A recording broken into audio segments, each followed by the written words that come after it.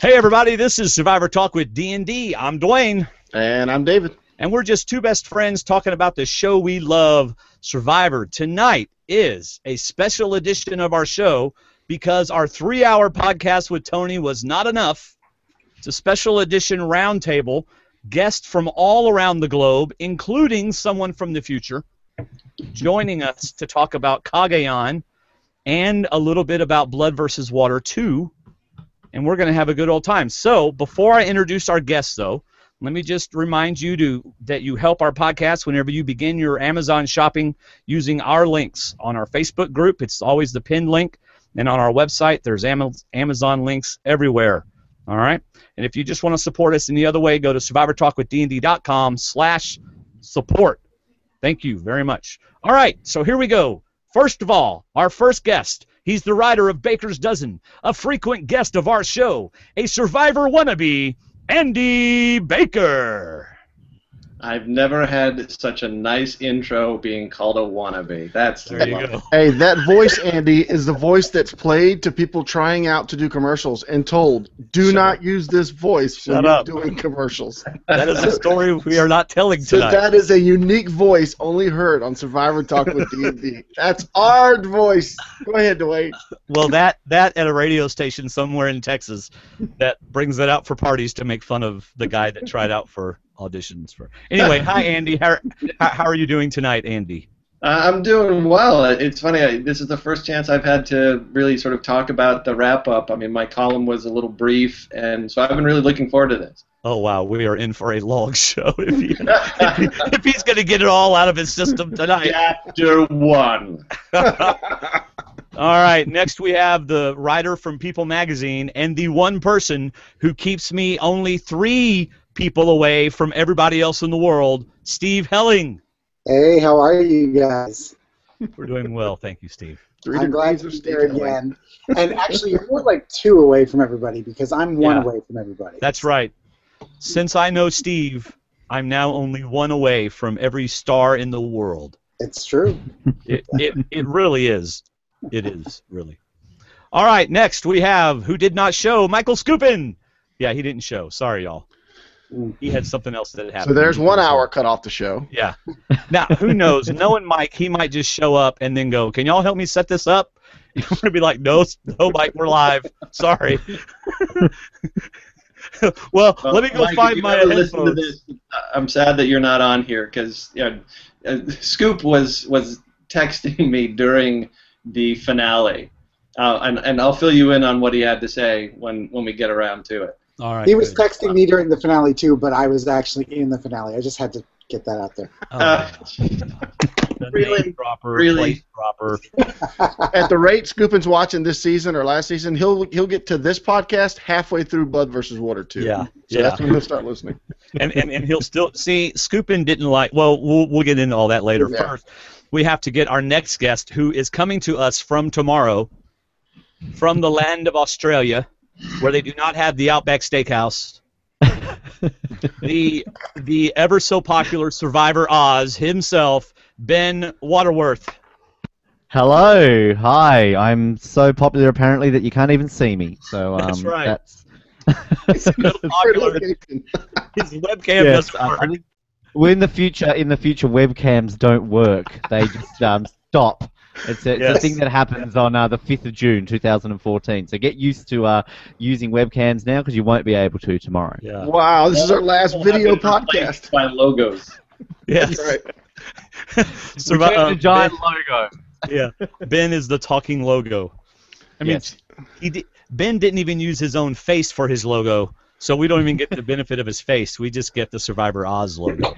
I was going to use my face for the logo, but I thought I actually want people to tune in and read our stuff. So it would have ended up in the depths of the internet had you used my face. So it was a blessing. It was a blessing. Yes. So one by one, our cameras are going to start going out throughout the night. Yes. Yeah. David wishes his camera would go out. David hates being live. I could be Catherine Zeta-Jones. How about that? Yeah, there you go. Steve, I'm surprised she's not at your house somewhere. Getting ready for an interview. I'm surprised too. Yeah. Can we get her to replace Skupin at all?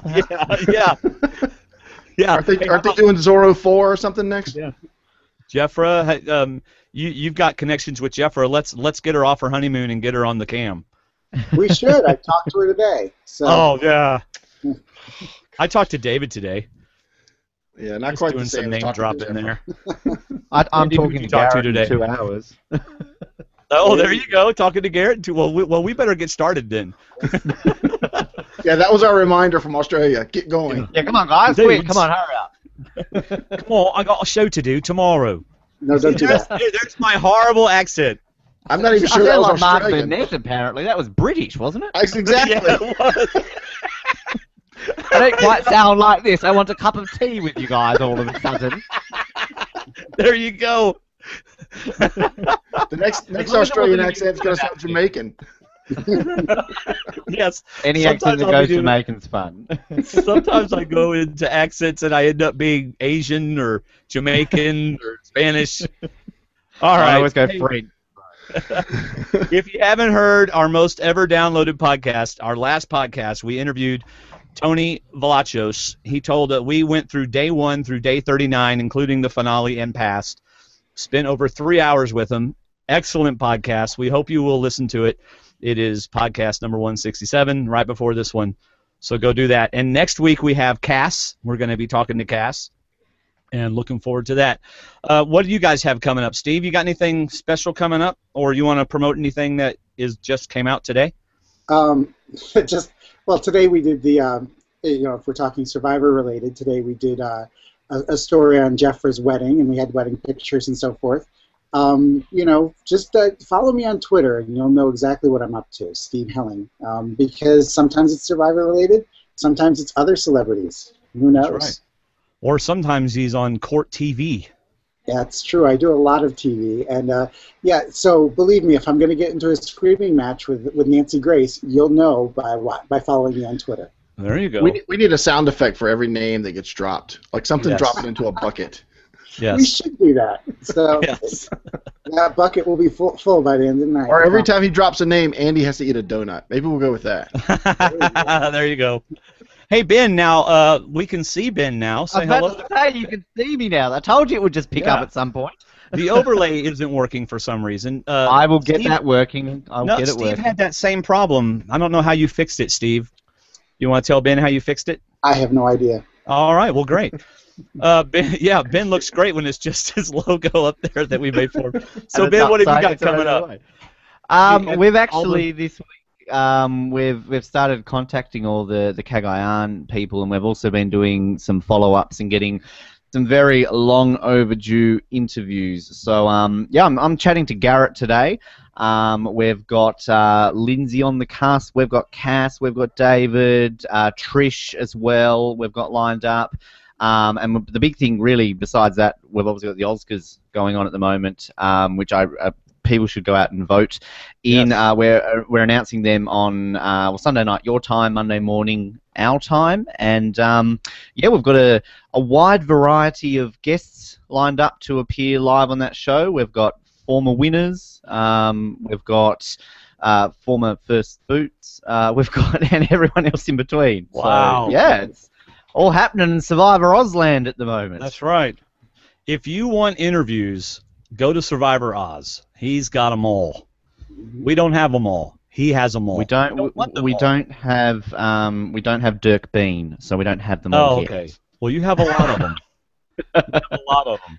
Seriously, if you want to go, if you're looking for a podcast that has a lot of interviews, Survivor Oz definitely has a lot of interviews. So go you therefore and find it.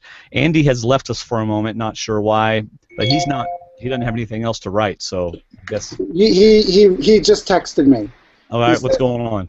His internet cut out. He's trying to reconnect. Okay, cool. So Steve's got his proxy. All right. Blame my webcam. It took him out. Yeah. It took all the energy out of the world. All right, from Australia. Go away, Andy. Yeah. Every time a camera comes up in Australia, a blogger goes away. That's right. Chaos theory just works. It's all Ben's fault. It's all Ben's fault, my friends. Hey, we only had Ben on the show to get more numbers. I don't know what you are. I'm just kidding. Really? That's the opposite. Come on, guys. No, I am so kidding. Of course, I'm so kidding. Hey, so let's get right to it. No, he's not. Anyway. Yes, I am. Is it safe to assume that we all agree this was a great season? Absolutely. 100%. I kept waiting for it.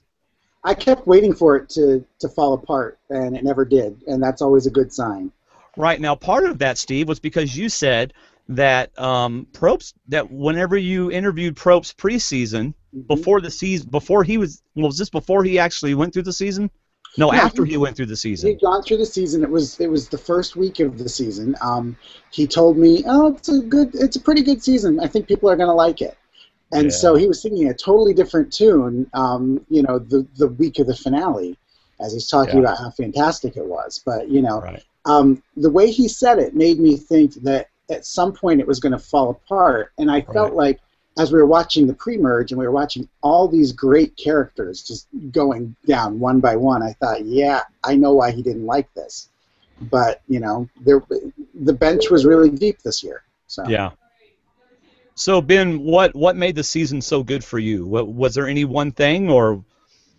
I think we've gotten so used to the fact that we'd had returning players that, we got so used to expecting how people play and sort of having people that we were aware of their gameplay and everything. So to come into a season where we had no idea about anyone, we had to speculate on, going back to the old days of speculating based off their pre-game interviews and what they said in their pre-game sort of answers.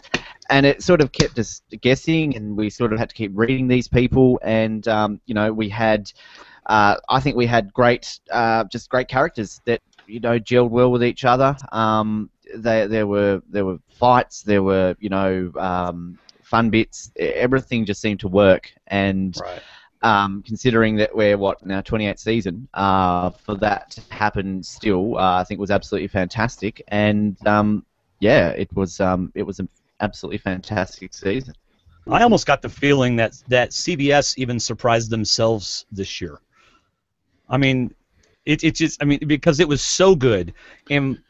But let me ask y'all this: do you think was it coincidence that they changed a lot of production people? They changed their music team, and they made all these changes before this season, and just coincidence they got this great cast, and it was a great season? Or do you think some of the editing helped in that? I think you just said it there when you gave CBS credit, in the sense that I think the editing was fantastic this year. Because there were several blind sides, and there were some that we saw. There were some, okay, it's going to be A or B. It's not going to be F. But at the same time, like Steve said, we kept seeing these big people go down. Like for me, it was Sarah and LJ when they left, and which you kind of saw Sarah's exit coming with her episode. She was kind of feeding herself. But LJ leaving, and then Tasha leaving, and it's like the only thing else that can go wrong is if Tony leaves. Because if Tony leaves, then Spencer's going to ride the wave to the end. And that's kind of going to fall flat on a flat inner tube. I actually think that the big characters that left before the merge really, both of the celebrities were gone before the merge. Chatia was gone before the merge. Garrett would have been a good character. Every single person, if you look at everybody who went before the merge, maybe not including Alexis, maybe including her, they would have been big characters on another season. But they just went home too early. Right. Well, if Alexis had twerked on the island, she might have been more. Alexis would have been a good character. We just didn't see enough of her. She knew how to play the game more than the other two beauty girls, probably. Right. So. Yeah. Right. Well, it was a great season. Ben, your overlay looks great. Stop messing with it. I had to think. I thought on my end it was the other way around. So I think I just fixed it the right way. But it's supposed to be that way. Trust me, it looks great. Actually, okay, I'm not going to touch anything. Actually, it is backwards. Yeah, it's backwards. I thought it's backwards now. Okay, it was backwards for me before. All right, yes, you need to do it the other way. How in the world did you even get it? But when people watch it tomorrow, it'll be the right way. Australians flipping things around here, man. I don't know what's going on. It's because it's tomorrow. That's the problem.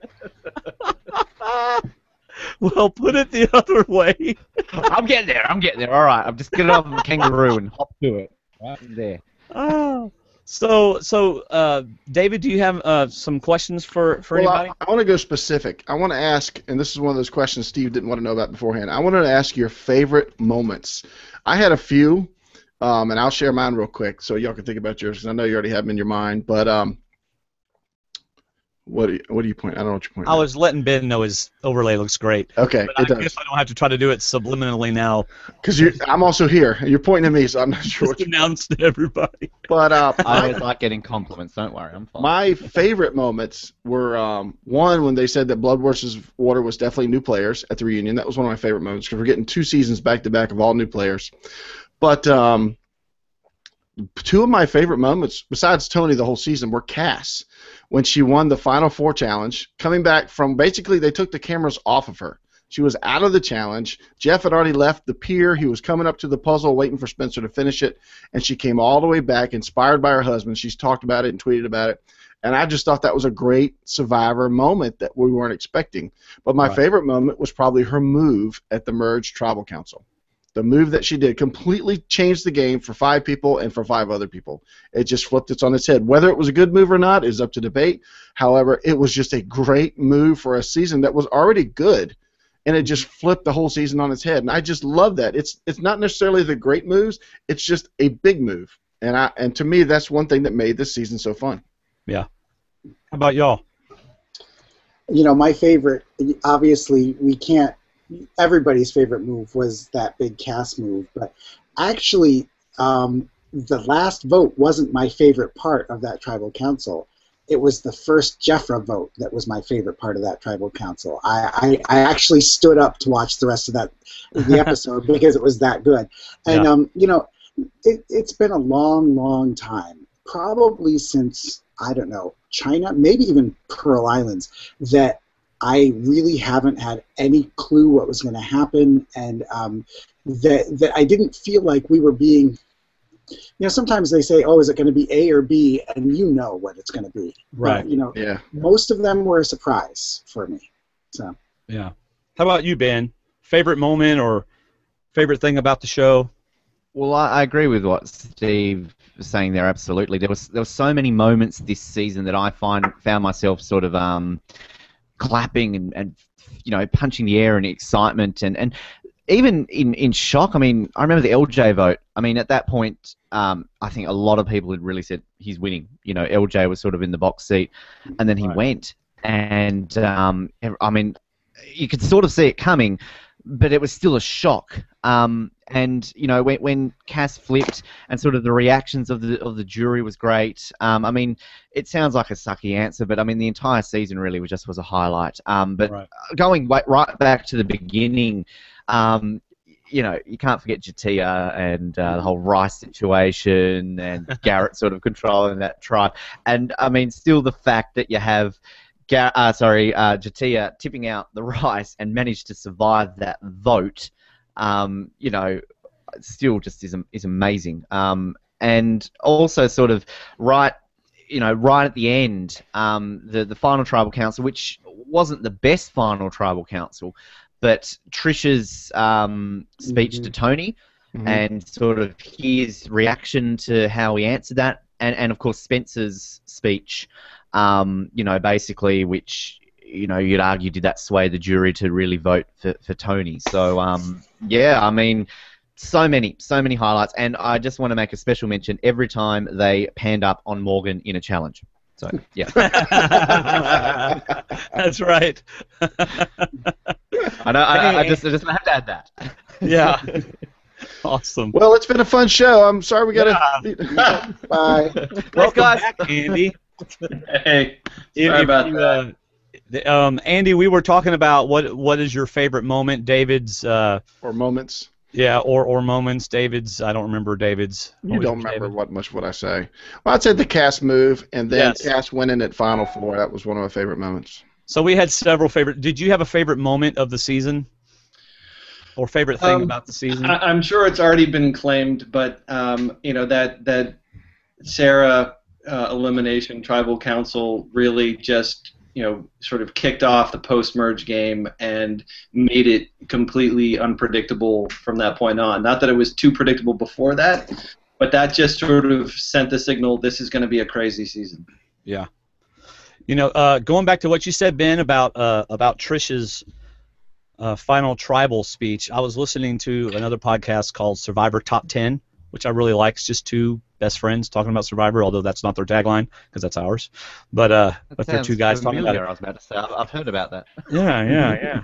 Well, they were saying how they felt like that, and I think someone else has even said it, maybe Probst, that is going to go down as one of the best, if not the best, Final Tribal question/speech ever. Mm-hmm.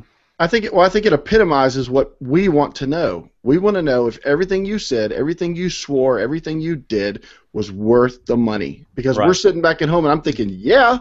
I mean, that's why I came to play and starved and hurt and got bugs in my stomach from drinking dead, salamander water. But that's why I did all this. I did this to win the money. And if you want to ask, that's kind of what we sit back and say, is it really worth it? Because we've seen people break down before, go up and down and stuff. But, I mean, yeah, that's what I'm asking at home. Was all this worth it? Is this what you wanted? And Tony's sitting there after 38 days and 23 hours and like, yeah, that's why I've been working as hard as I've been working to get to this point. So I agree. It was a great speech. He said that. And it was great that he owned it as well. Yes. And he said yes, because you saw him thinking about it, thinking either way, he's in a no-win situation technically, but the fact that he owned it and said yes, and I love it when people own up to their game and do it in a way that's not too arrogant and too cocky. Right. And he just simply said yes. Trish sort of nodded, and that was it. Yep. Mm-hmm. So I think one of my favorite things about the season actually has to do with things I learned whenever I was during our Tony interview, and that is how Survivor allowed Tony to play his game. And there's two specific examples that he brought up that I liked. So one of them was the Spy Shack, and of course I wrote a song about it. But I love the fact, number one, that he did it, and number two, that production allowed him to do it without giving it away. Because one thing he told us was that he would sit in there for 3 hours, and we have no footage of that because the production would allow him to do that and wouldn't give him away. So I like that. I also like the fact that they allowed him to do his con about the idols. They didn't jump in once they realized he was trying to play a con on the rest of the tribe.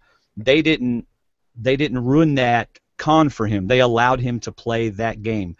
So it's kind of a behind-the-scenes thing that you notice afterwards, but that just really is cool to me. I'm glad CBS let him play his game and didn't give it away. It's kind of like whenever Abby Maria had that special thing that was going to help her, and she acted like it was an immunity idol or a clue, and Probst didn't give that away either.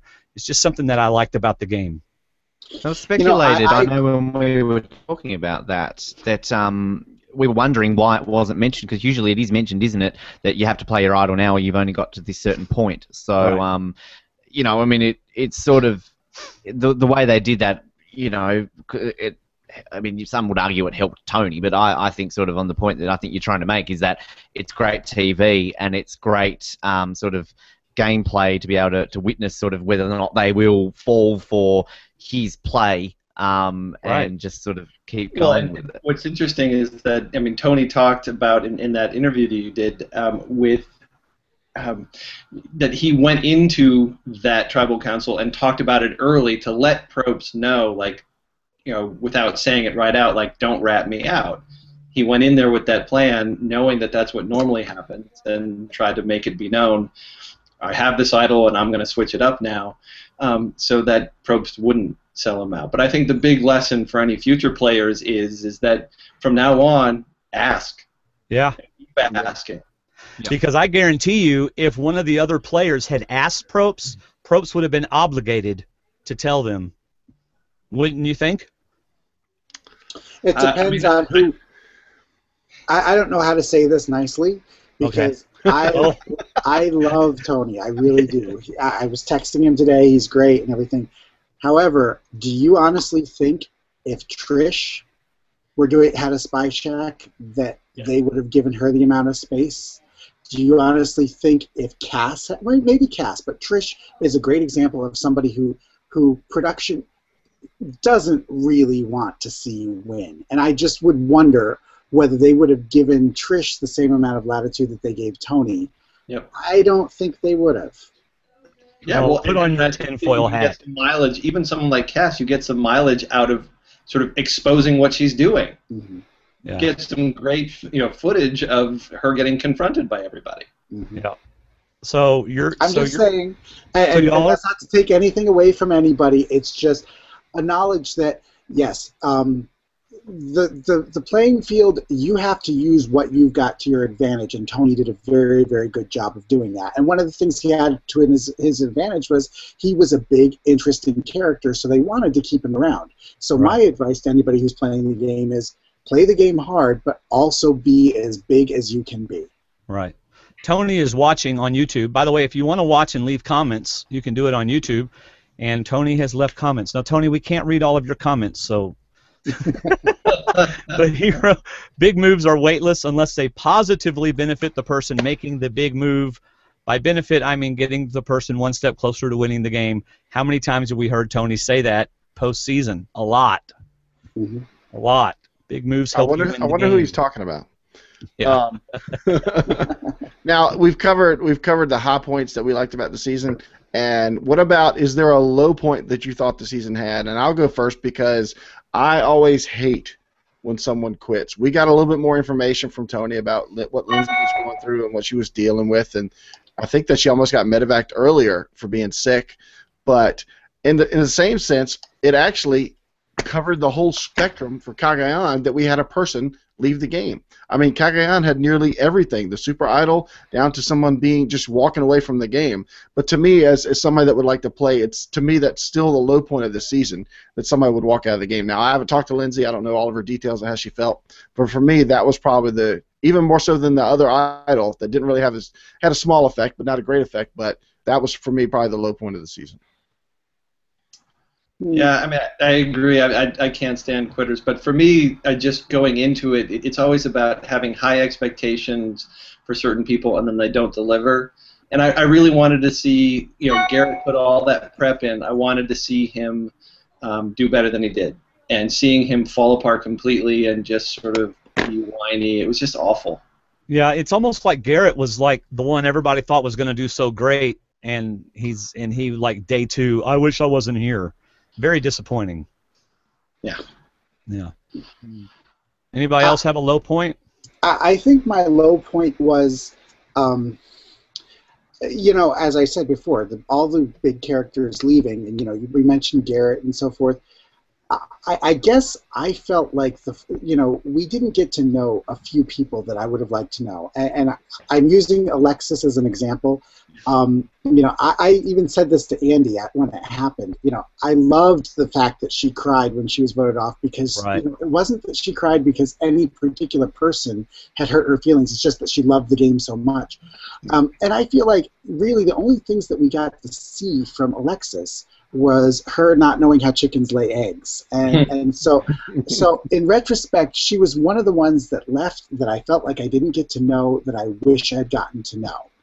Some other people leave, you don't know them and you don't care, but I cared and I wanted to know more about her. Well, and Alexis in particular is somebody who I wrote about it for a few weeks in there. There was a lot of smoke there. You could tell that there was some fire to this girl, that she knew the game and was trying to make moves. And you hear the interviews with some of the players after the season's been over, and they talk about her that way, that she had to go because she was the threat. She knew the game, and so I agree, Steve. I mean, she kind of fascinates me, but I think it's one and done, and we'll never really know what. We'll never see her again, unfortunately. You don't think so? No. No. Too many big characters from this season. They can't.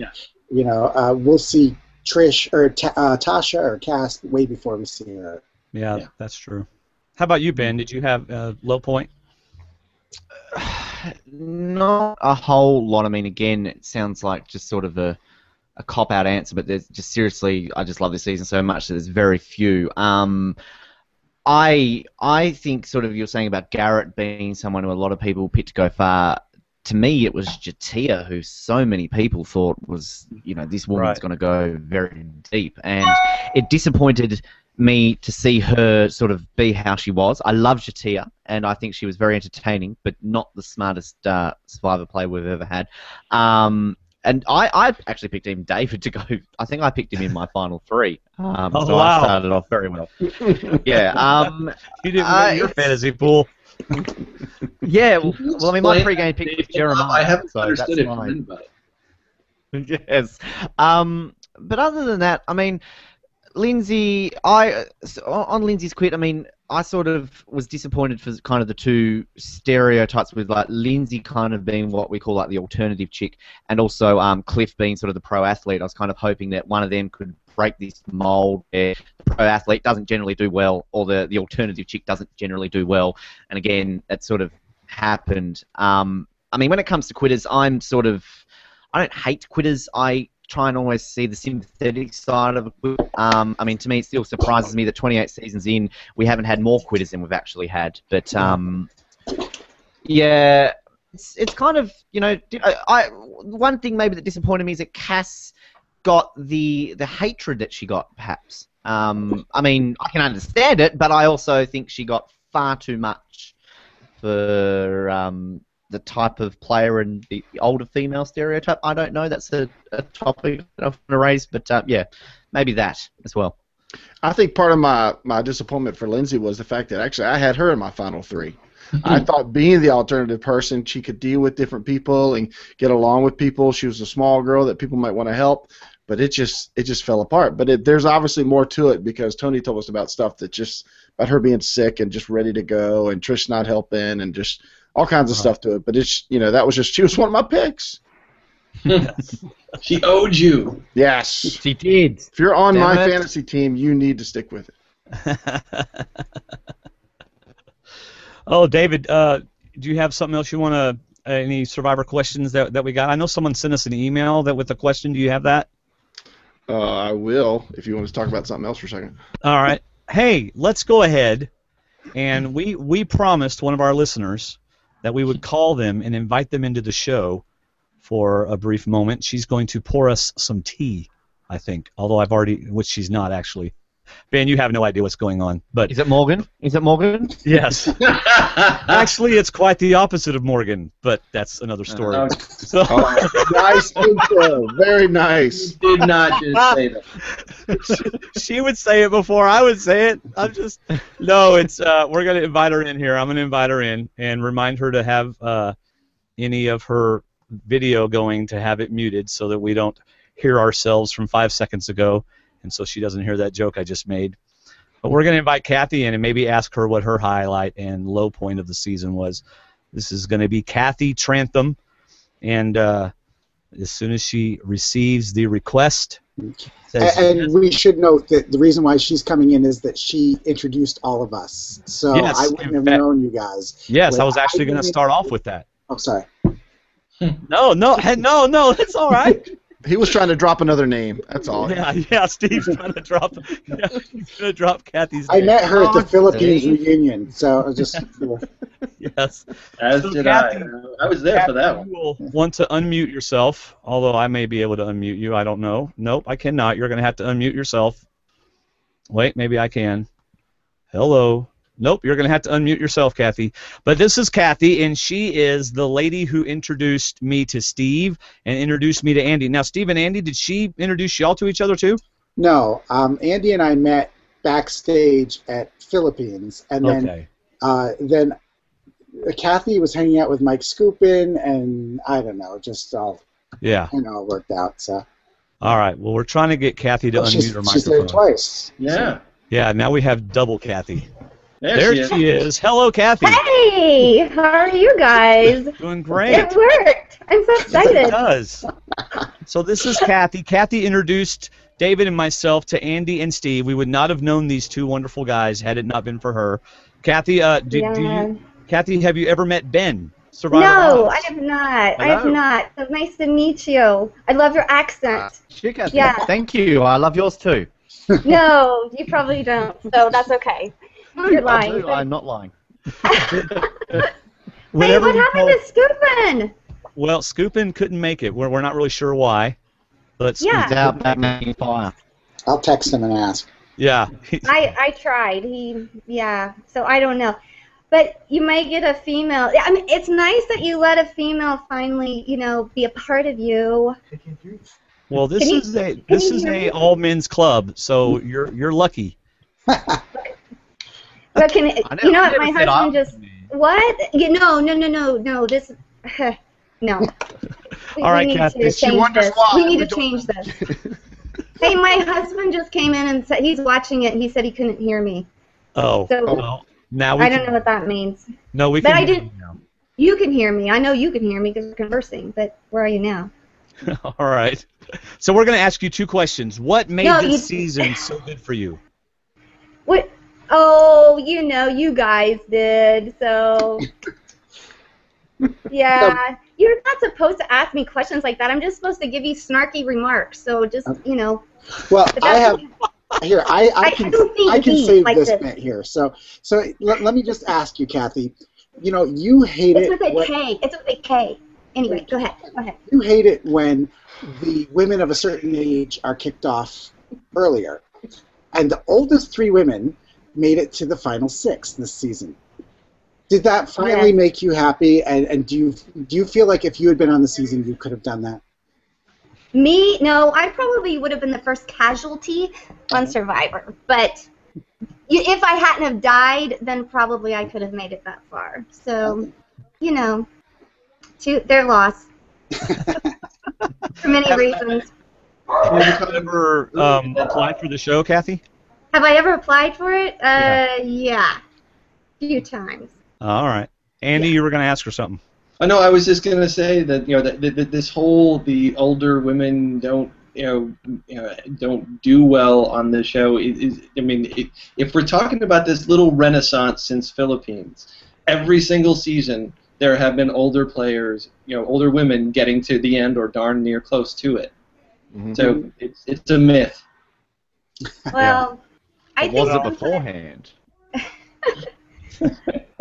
Well, I don't know. I think they just don't want a mom to get far. I don't know. We have it's okay. Keep going. Keep going. I think Denise would jump through the screen and throttle you. Yes. And Dawn and Sherry and Lisa and Holly. So, well, you guys, I thought about bringing some cookies, but I just didn't think it would work out. That's okay. Virtually, so. Yeah. So did you have a low point in the season, Kathy? Did you have a spot in the season that you were like, ugh? You're not. I told you, you're not supposed to ask me these kind of questions. That's why this is a podcast. We talk back and forth. That's the point of a podcast. I know, but I am representing the average player who does not have a memory like some of you. So you talk, and then I'll just jump in. So no, you asked to be on for like 5 or 10 minutes. I know. I just wanted to say hi. I just wanted to say hi and be a part of this. So. Okay. But one of us is missing, so I know everybody's just wondering who the heck I am. Yeah. Yeah, Ben's going, look, guys, I only have 2 hours. Yeah. Let's get this show on the road. I'm not going to be here very long. Don't worry, Ben. Don't worry. I'm not going to be here very long. Oh, no, you're welcome to stay. I want you to stay now. I know. It brings a new energy, doesn't it? Yes. We need to have a female voice, not just Thank a you. sausage fest. Yeah. Oh, Ben, please. Of course, now we're all fighting. How does that work? Well, does David have a question? I thought he had a question for us all. So. Yes, David, ask the question. Oh, let me pull it back up now. What? I got him all flustered. I'm not used to the female voice, so I had to deal with it. It keeps interrupting. Because it just keeps going. The question is, if it's from Jonathan, our friend Jonathan from Survivor Nation. If Survivor never started doing the seasons where they bring back returning players, would they have made it to season 28 and soon to be season 29? That's the first question, so answer that one. No, I don't think they would have. I think that the All-Star seasons, I think fans versus favorites. I do think that as much as I hate having returning players, I do think it adds a different freshness. There are people that you want to see again, and I think that for better or for worse, the casuals out there, yes, they do like Boston Rob, they do like Amanda, whatever. They do like these people, and So it does help the ratings to bring them back. Yeah, I like Amanda's accent. Yeah. You just did. So all people who like Boston Rob are the casuals. Is that what you meant? No. Because I like Boston Rob. Well, I'm saying, you draw your own conclusions, but what I would say is that generally there are people that you want to see come back, and there are people from this season that, yes, I would love to see certain people from this season play again. Right. Yeah. Well, for me, it's almost to the point where I don't want to see Boston Rob come back again. Mm-hmm. But as you watch a season, we always start asking, okay, who do we want to see come back? Who do we want to come see back? So it's almost become part of the game, wondering who's going to come back and how they'll do on their second time. Right. Well, I like that All-Stars and Heroes versus Villains were spread out because to me they felt like reboots almost of a really good show, and they just kept things going. And as good as Micronesia was, I'm not a fan of splitting the season between returning players and new players. I just don't like it. Yeah. I like the Philippines twist. I did like that, but I just don't like half and half. But I thought they really spread out All-Stars and Heroes and Villains well because it's like starting a franchise over. It just brings back people that's going to get us watching again and get us excited about who else is going to be new and come back like these guys that we just saw again. Right. Yeah, I mean, they've been feeling their way for so long, that I'm not saying they're going to be on for another 30 seasons, but if they could figure out a cycle that works, and I know Blood vs. Water, this second shot at it, is another way to keep testing the format and see if they want to keep dipping into that because it's different strategically. But I'm with David in that the half and half seasons, and when people talk about this little renaissance, I mean, you have Philippines, which I thought was great, Cagayan, which I think is brilliant, but in between you have two half and half seasons, which I think were sort of overstating their importance just because they're bookended by greatness. Right. They're good, but they are by definition they're unfair. Oh, absolutely. Pitting new players versus returning players is not fair to the new players. It's just not. So, Ben, are we still talking about Survivor without returning players? Yeah. I agree pretty much with everything that's just been said. I personally love all returning player seasons. I mean, Heroes Villains is easily one of the greatest seasons of all time, and no matter what people say, I stand by the fact that I think All Stars is the greatest season of all time. But mixing them up, I'm not a fan of that. Half and half's passable.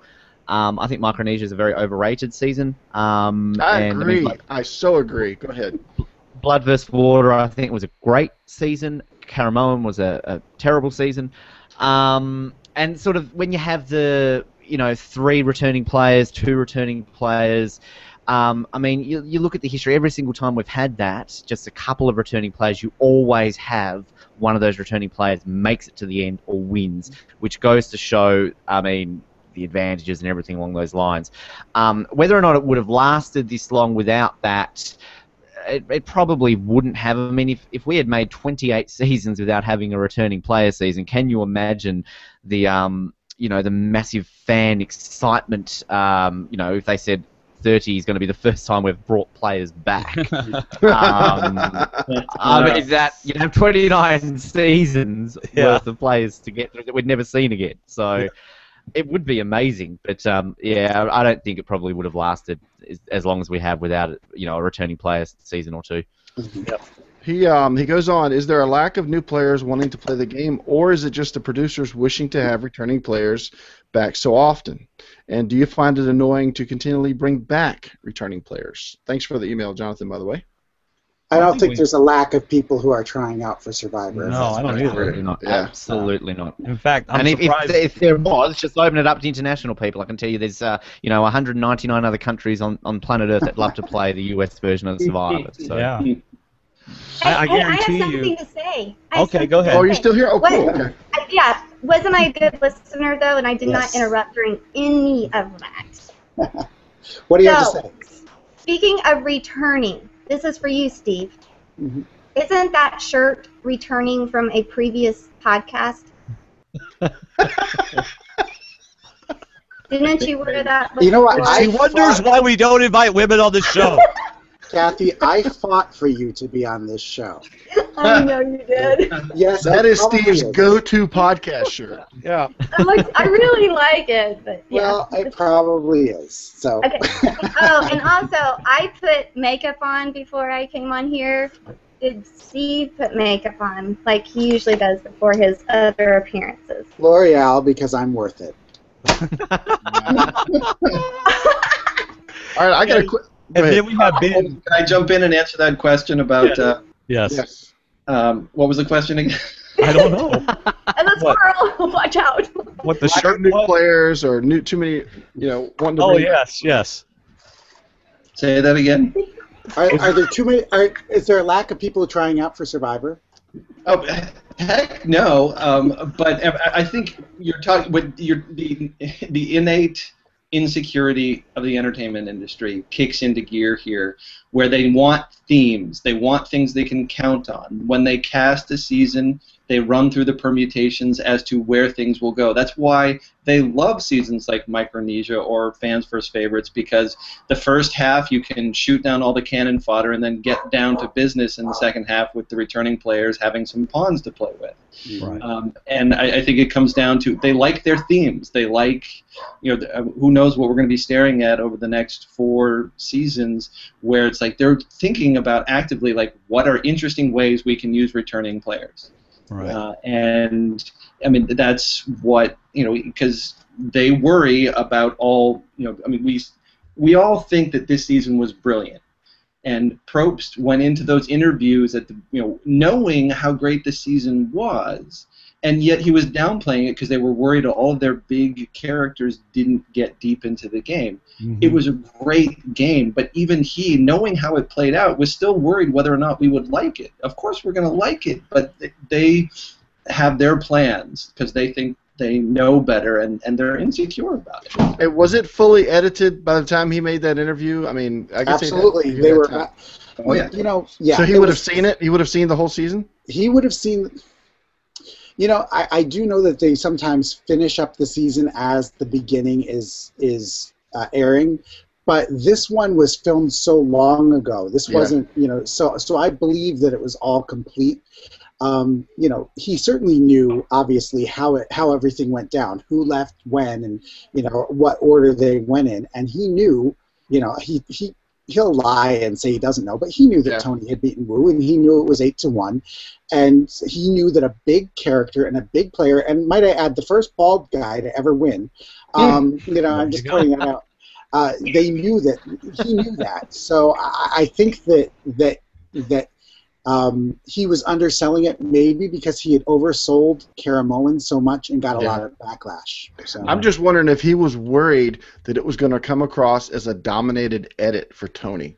If he thought it was going to be too obvious through the season that we were going to pick it up, that it was just going to be Tony at the end, because it really wasn't. I thought editing did a really good job of making us think he was not going to make it. I agree. After the merge, it kind of became a little Tony-centric. Yeah. But before the merge, I predicted that Tony was going to be out right at the merge, just based on the editing, top 5 and everything. I thought, okay, they're setting him up for a fall. Yeah. So I actually thought when Sarah was voted out, I thought, how is this going to work that Tony gets? Because I thought maybe there was a shot that he was going to give away his idol and be gone. So. Well, not to go too far off topic, but since it was brought up, I agree with Ben that I think Micronesia is a little overrated. There were some great players, and there was one of the biggest bonehead moves in the history of Survivor. What do you guys think about Micronesia? And if you want to elaborate why you think what you do about Micronesia, I'd like to hear it. I know we're not going to cover every season, but I just wanted to ask this question since we talked about it. Well, I mean, I don't dislike Micronesia. I we just did our sort of rankings for our Oscars, and it kind of, I find it's really easy to sort of rank your favorite 10, your bottom 5 or 6 or 7, and then you've kind of got a group of middle seasons that you're neither here nor there about. You think they're good, you can watch it, but you don't think they're brilliant. And I kind of think Micronesia falls into that category. It had entertaining people. It had those bonehead moves you said, and there's so many blindsides in a row. I mean, I just don't think, like, everyone talks about it being the greatest. I mean, Probst has even said it's the greatest season of all time. But I don't feel that it is as brilliant and these moments talked up. I mean, you look at heroes versus villains compared to Micronesia if you're talking about big moves and blindsides and personalities. As great as the new cast were in Micronesia, you had some real duds in there. You had some really stupid gameplay early on. And if you look at the new players, they got walked all over by the new players. And a lot of people say seasons like One World, Kim had an easy win, Thailand, Brian had an easy win. And I would argue that some of the players in One World in Thailand were better game players than the new players on Micronesia, who I think a lot of them were just useless. It was dominated by the new players, the returning players, which was great. But I just think it's a very overrated. It's not as brilliant as everyone thinks it is. I think you can tell the problems with Micronesia just by looking. Look at this. I have the DVD right here. Is it autographed too? Did you autograph it yourself since you interviewed everybody? But look who's I have on my it. cases. Yeah, there you go. But look who's on the cover of this DVD. We have 5 returning players and Eric. We have people who were out before the merge. We have Amanda. We don't have. I mean, the bench wasn't deep on that one. On the DVD for Cagayan, we have Tony, we have Tasha, we have Spencer, we have just all these big characters who all made it to the end. Right. We just didn't have that in Micronesia. So there's no question. This to me, I put Cagayan in the top 5, maybe even in my top 3. So. Wow. Well, it made our final 5 for the Oscars, just to plug Survivor Oz. It's right now. You can vote for it as the greatest season of all time. So that is already, I mean, it's up against Micronesia, Heroes, Villains, Pearl Islands, and Blood vs. Water. So it's definitely already, I think, and people call that recency bias, but I agree with you, Steve. I put it at number 8. But I know a lot of people put it in their top 3. A few of our Oslets put it at number 1. So there you go. Yeah. Well, I just love when you have knowledgeable fans who end up on the show, and you get the characters out of the way, and they start pinging off of one another, these people who know what they're doing, and Spencer managed to pull off almost nothing, but he was trying, and he was trying. He knew where he was. He knew what his options were, and it's fascinating to watch. And when, not that they designed it this way, but, Probst was worried about it. But what ended up happening is the best thing that could have happened for the show, I think, strategically, is get all the characters out of the way, get interesting, real people who know what the hell they're doing, what the heck they're doing, and just let them go to work. And it ends up being incredibly entertaining. I'll tell you something about Spencer, then I'll let somebody else talk. When Spencer, I talked to him at the finale, on the red carpet, and we were going on and on about, was Luzon the worst tribe ever? And I said, no, it isn't. And he said, so who do you think was worse? And he said, do you think Oolong was worse? Do you think whoever, I don't even remember the name of the one in the bad one in Fiji. I always get confused whether it was Moto or the other one. He knew the tribe names. He knew the bad tribes. He knew this show, and he grew up watching this show, and it showed. And there were so many of them that could rattle off as much Survivor knowledge Cass can. I think Tasha can. To some level, Tony can. And imagine that. Get people who love the show, who've never played it before, put them together and see what happens. Yeah, absolutely. Yeah, I think that was one of my favorite things about Cagayan. Sorry, Dwayne. Let me just last point was that Tony kind of came full circle, and his craziness at the beginning, his dedication and fire in the middle, and at the end, it wasn't him necessarily that got to the end, as it was Wu got him there. However, it was Tony's relationship. It was his personal relationship with Wu that got him to the end. So it's like he had to play almost every facet of Survivor to get to the end of Survivor, but I thought he did it as best as possible. To me, that was the best part of this season, and it's probably going to be in one of my top 5s, and not just because we know the guy, but he is so much fun to watch, and that's what we want to see in Survivor. Right. Well, and one of my many pet theories, and I'll make it this brief, that one of the things that people say about Kim Spradlin and Brian Heidik, the fact that they played from ahead the entire time and controlled their games, I think we actually got to see Tony play all 3 phases. At the beginning of the game, he was down, like he was at the bottom of Brawn, he was on the outs. He had to fight his way back from that, managed to do it. He played the game when everything was hanging in the balance, when the numbers were pretty equal, and late in the game he was playing from ahead, but then right at the end he was playing from way behind. There's no way he should have made it to that final two. And so we got to see the full spectrum of Tony. Yeah. And that's pretty fascinating. I don't think you can argue that Tony is not a good winner. Tony earned this win. Asterisk. Oh my gosh. Asterisk. Okay, where's the asterisk? So does Kim get asterisks for some of the people she played with? Because I like Kim, and I thought she was a very dominating and convincing winner. But I hate that when people use that as an excuse. I suppose I can't talk because I use that as an excuse against Boston Rob, but that's a massive asterisk. It's his fourth time, folks. Oh Come my on. gosh. But, like, Brian and Kim, like, to use the excuse they played against nobody, like, does that not show an aspect of their game which makes them brilliant? Because maybe they've made people seem like they're not playing because people are so in awe of how they're controlling people. Absolutely. If you know what I mean. Mm-hmm. Like, I mean, is that almost a strategy in itself that they're making people look average because they're so good? Yeah. Exactly. Yeah. Brian and Kim, I don't put an asterisk next to either one of them. They're both great. They controlled the game, and I say that even thinking that some of the One World players are some of the dumbest players we've ever seen. But she controlled the game beautifully. But no, I mean my whole Tony asterisk thing is about the we've already talked about this, but the whole superpowered idol and him finding it and the way that he found it. And I know he talked about that in your interview with him, and he answered the questions well. I still don't fully buy it, but really the big part of the asterisk is that yes, his relationship with Wu got him to the end, but it still involved a catastrophic, Mount Rushmore of Survivor stupid moment from Wu to not take him, or to take him over Kaz, and that to me lessens it just the tiniest bit. He's still a worthy winner, a great winner, top tier winner. He's not Kim Spradlin and he's not Brian Hyden. But well, I'll counter that asterisk with the fact that Spencer should have asked.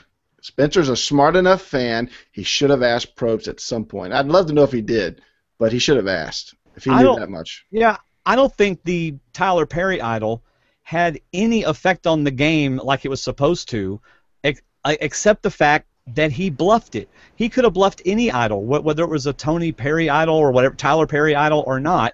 It's now the Tony Perry idol. Yeah, whatever. It wasn't the Tyler Perry idol's power that got him to the end. It was how he used the bluffs of the idol.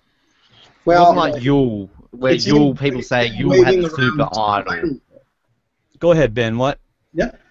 I was just going to say that people say with Yule's win that he had this idol which basically had the same powers as Tony's, that no one voted him out because of that, or Terry sort of had that going for him a while on Panama. So yeah, but they didn't know Tony's idol's power. Yeah, that's sort of yeah. I will say that Tony, and I see what Andy's saying, and I actually agree with certain parts of it. I think, in fact, I agree with a lot of it. Tony found that idol, and what I would say is to anybody who's going to play Survivor in the future is that you need to make yourself a character that production likes. And I'm not saying that production pointed to the idol for Tony, anything like that. But what I am saying is that you are playing with more than just the 16, 18, 20 people that are on that island. You are playing against Jeff Probst. You are playing against production. You are playing against the whole show.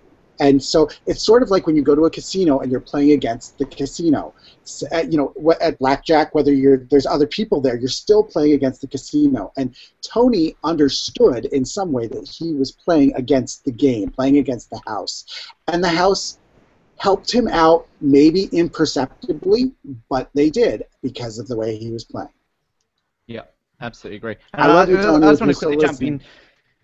I just want to really quickly jump in and sort of say with that, and that's where I'm a fan of someone like Danny Boatwright's win, because Danny's openly admitted she held everything close to her chest. She didn't talk about her strategy even to producers because she knew that producers then would manipulate their questions in confessionals to sort of drop hints to other players. So she was smart enough to read into that. People call Danny a boring winner because we didn't see any of that, which I can understand. But if you listen to interviews with Danny, her explaining it, and I just think that is extremely intelligent, that somebody, sort of as you were saying, Steve, looks into that aspect. And you might even argue that Danny could have been the very first player or very first player successfully to do that.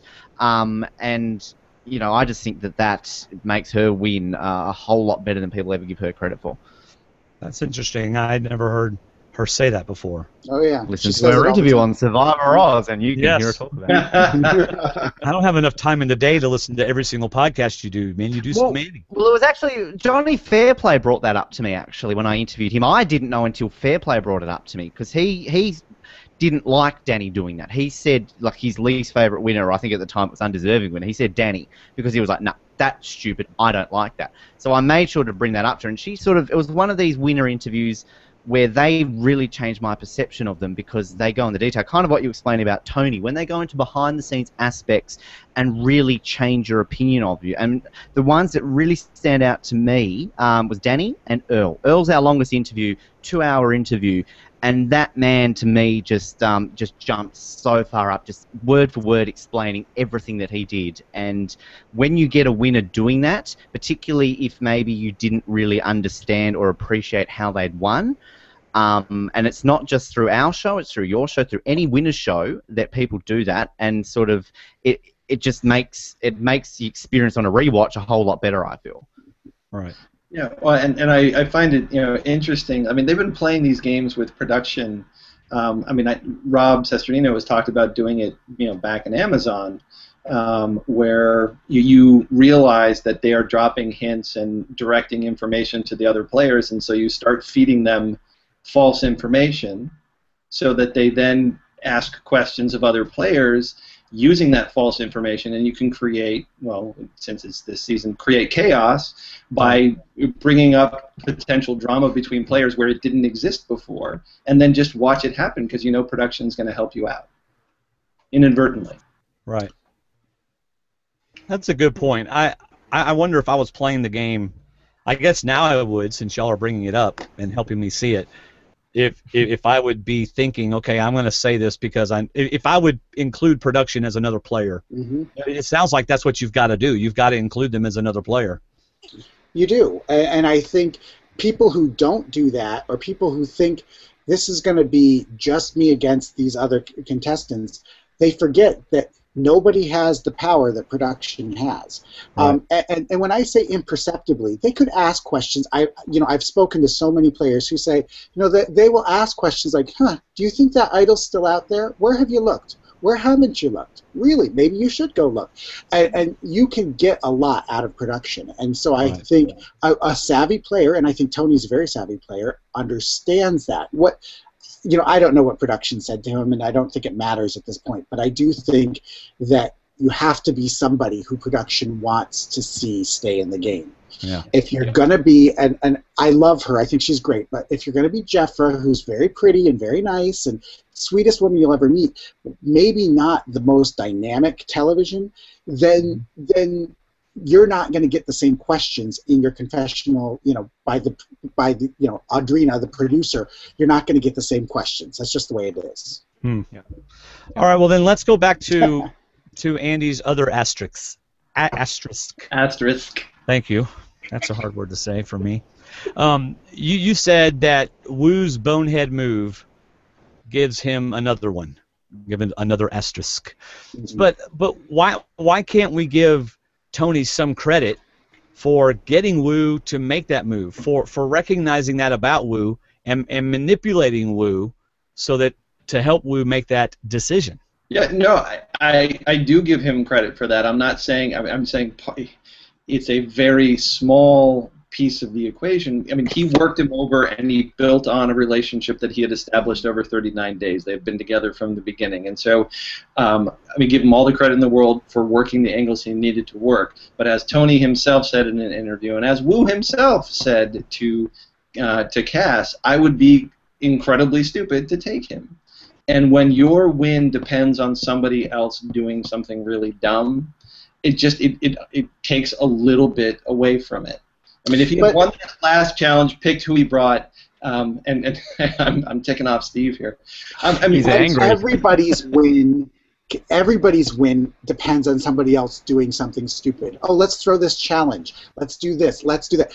People make dumb moves, and you have to react to them. And also, yes, it was a colossally stupid move to vote off Cass. But the bottom line is, if you can convince somebody to do something that is against their best interest, that counts for something. And both Tony and Wu did say that Tony kind of played the loyalty card with him and got him to make a move, helped facilitate a move that was against Wu's best interest. And so I don't think you can take that away from Tony. I'm just one little piece of counter, and contradictory things can be true. I believe everything that you just said. The piece of it where it is one decision that wins you $1 million. When you throw a challenge or make a decision pre-merge, just after the merge, there's so many permutations you don't know how that's going to play out. This was a one name written on one piece of parchment, which is the difference between finishing in first and second, and Wu totally dropped the ball. But what you're saying, Andy, doesn't make any sense, because what you're saying is that anybody who loses if there's a final 2 situation and they lose the final 3 immunity challenge and they're still brought along, what you're saying is that that winner is nullified because the person should have taken somebody else. Well, I mean, you're talking about a very specific final 3 where you have as Spencer said, the biggest GOAT in Survivor history, and Tony, who has been running circles around you the entire time. Well, basically what you're saying is Tina needs an asterisk. You're saying Vesepia needs an asterisk. I'm going through them in my mind. You're saying all these people need an asterisk, and they don't. You're saying that Sandra in Pearl Islands. I'm not going to go through all 20-something seasons. No, I understand, but I'm just saying. I could. This was not one of the top 3 or 4 worst decisions ever in Survivor. It was a bad decision, but I don't think one of the top 3 or 4. I think what ranks it is the financial value behind this decision, because there are earlier decisions, that are different. But sure, that's just my point. If you think it's one of the top 3 or 4 worst decisions ever made, the fact that Tony needed that to happen makes it a slightly lesser that. The thing that I find interesting is that I know we saw at the reunion that when asked the question, had Wu taken Cass, everyone basically put their hand up and said, yeah, I would have voted for Wu to win. But I know in post-game interviews, Cass has said that she was told by people on the jury that she would have had at least a couple of votes and she would have had to fight for 1 or 2 more. And, in the heat of the moment, nobody had seen the edit and all that sort of stuff and everything that had happened. I mean, I am still a little bit skeptical whether or not Wu would have won in a landslide as much as people think. So that's why it was a dumb move. Absolutely, it was a dumb move that Wu made. But I don't think it's maybe as dumb as people say it is, because Tony, I'm sure, he was not exactly the best liked person the entire way. So you could always argue, well, Wu's thinking, well, hey, look, I'm coming up as a nice guy, and he's going to come up as the non-nice guy. So yeah, that would be my sort of only, thing to add to that little conversation. Hey. Yes, hey, Kathy. I am going Hi, to. Kathy. I know. See, I've been so good, and I'm just waiting for somebody to pause. But I'm going to bow out and bow to you, human survivor encyclopedias and masters, and let you all keep talking. But I have one more thing to say before I leave. Yes, please. As Steve is like, please follow me on Twitter. I need more followers. Yeah, right. I'm pathetic. So I think they should follow me instead of Steve. So I can talk more. You can do both. Yeah. Okay, yeah. So, Kathy, what is your Twitter handle? Oh, it's my name. It's really difficult. Kathy Trantham. Kathy. Thank you. Antham. There you go. Follow Kathy. So, please, no. Yeah, that makes me happy. Yes. Thanks. Hey, thanks, guys. I appreciate it. Thanks. Bye-bye. Absolutely. Guys. Good Bye, seeing Kathy. you, talking to you. Have fun. Hey, I'll keep Kathy. listening. Thank Bye. you, Kathy. I want to just step in and say that I've made a list of the people that Andy says are not good winners. Richard Hatch, Oh, this is Tina awesome. Wesson, Ethan Zahn, Visepia Towery, Sandra Diaz-Twine, Aris Buskauskas. Just put asterisks next to them. They all suck, according to me. Hey, I posed the question. Did any and of them Tony Blatcher. benefit from one of the biggest 3 boneheaded moves in the game's history? I'm just pointing out that all the people that you claim to love, you don't. It's the worst show ever. All the winners suck. Yeah, Andy finally gets on the show, and he's like, okay, nobody make a dumb move because I don't want my win to have an asterisk by it. I would sit in the I'm audience gonna and hold up an David asterisk. Simpson and be playing for day 39 on day 1. That's called a Samson, isn't it? Yeah. Yeah. Oh, man, this is fun. I'm having a blast. I feel like I was just in point counterpoint. That was pretty There good. you go. So, Yes. are there more questions? Oh, yeah, David, did anybody else ask any questions? I don't think so in the email. I'm not following YouTube, so you're going to have to check YouTube. Let me look. Let's see. So are we looking forward to Blood vs. Water, or Oh, yeah, let's talk about that just a minute. Okay. I'm loving Blood versus Water. I am a little concerned, though, about Blood versus Water in that they had their 20 players, and as Dalton Ross has been every day giving us a little, you know, a little crumb of what's going to happen because Probst is telling them, they've lost 2 players. So I was thinking this season of Blood versus Water was literally going to be blood relatives versus non-blood relationships.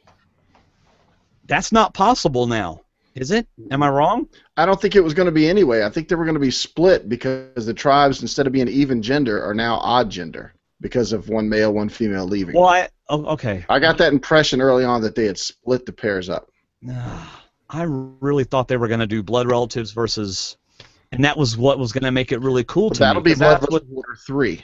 Well, maybe so, but I'm just saying because even Colton told us that that's what their original plan was for Blood versus Water. Right, until they lost Well, a specific pair. Some still argue that though. Like Colton said the same to us, but I've had others from Blood vs. Water who don't believe that was the case. So Oh, really? I don't know. Like Steve, you probably would have spoken to Probst about this and other people more. I mean, what? I think that players before the first Blood versus Water were told certain things that ended up not being true. So they think that, oh yes, it was always going to be these 5 blood teams and those 5 water teams. I don't believe, based on talking with Jeff Probst, talking with other people, talking with, well, I have sorts. I got people. I don't believe that they ever thought that they were going to put these folks on the same tribe with their loved ones. That makes no sense. They may have told them that. They told Colton that to get him to sign on for the show. Yeah. But Right. that wasn't what they were going to do, and I can't see them doing it this time because Blood versus Water was so good last time. Yeah. Okay. Yeah. Do you And that's think what that they- people the last people time hated around- on that so much. Sorry, do you? No, go ahead. I was just going to say, when they announced Blood vs. Water and everyone was so critical about the twist, this is the death of Survivor and all that sort of stuff, that people assumed they were going to be playing with each other. And I, for one, thought, well, wouldn't it make more sense to have them not play on the same tribe, separate them into 2 tribes? Because I think that, and like it turned out, would make things more interesting. So I personally think it works better separating them because it creates more drama come a merge or a tribal swap. I did too because it put returning players against returning players. Instead of them using the new players as pawns or just getting them to do what they want, they made the just returning players, the stronger players, play against each other, and I like that part of it. And do you think they misled them a little bit about what the dynamic would be to undercut what they already knew was going to happen with all of the pregame alliance stuff? It's like, go ahead and count on this being the dynamic. Go ahead and talk to each other on the phone, but on day 1, we're going to throw you a huge curveball which might wreck some of your planning. Maybe, but I think the bottom line is that they were just learning as they went on this one, and because some of the things about Blood versus Water, and it was a great season, but some of the things failed. When you figure that near the end, most of the final three, there was none of them had any of their family past the merge. So so that kind of, I don't think it was as great of a season because of the way it shook out. So I don't know that they had a big master plan. I think they were just trying to see what would work. And I wonder, if part of what,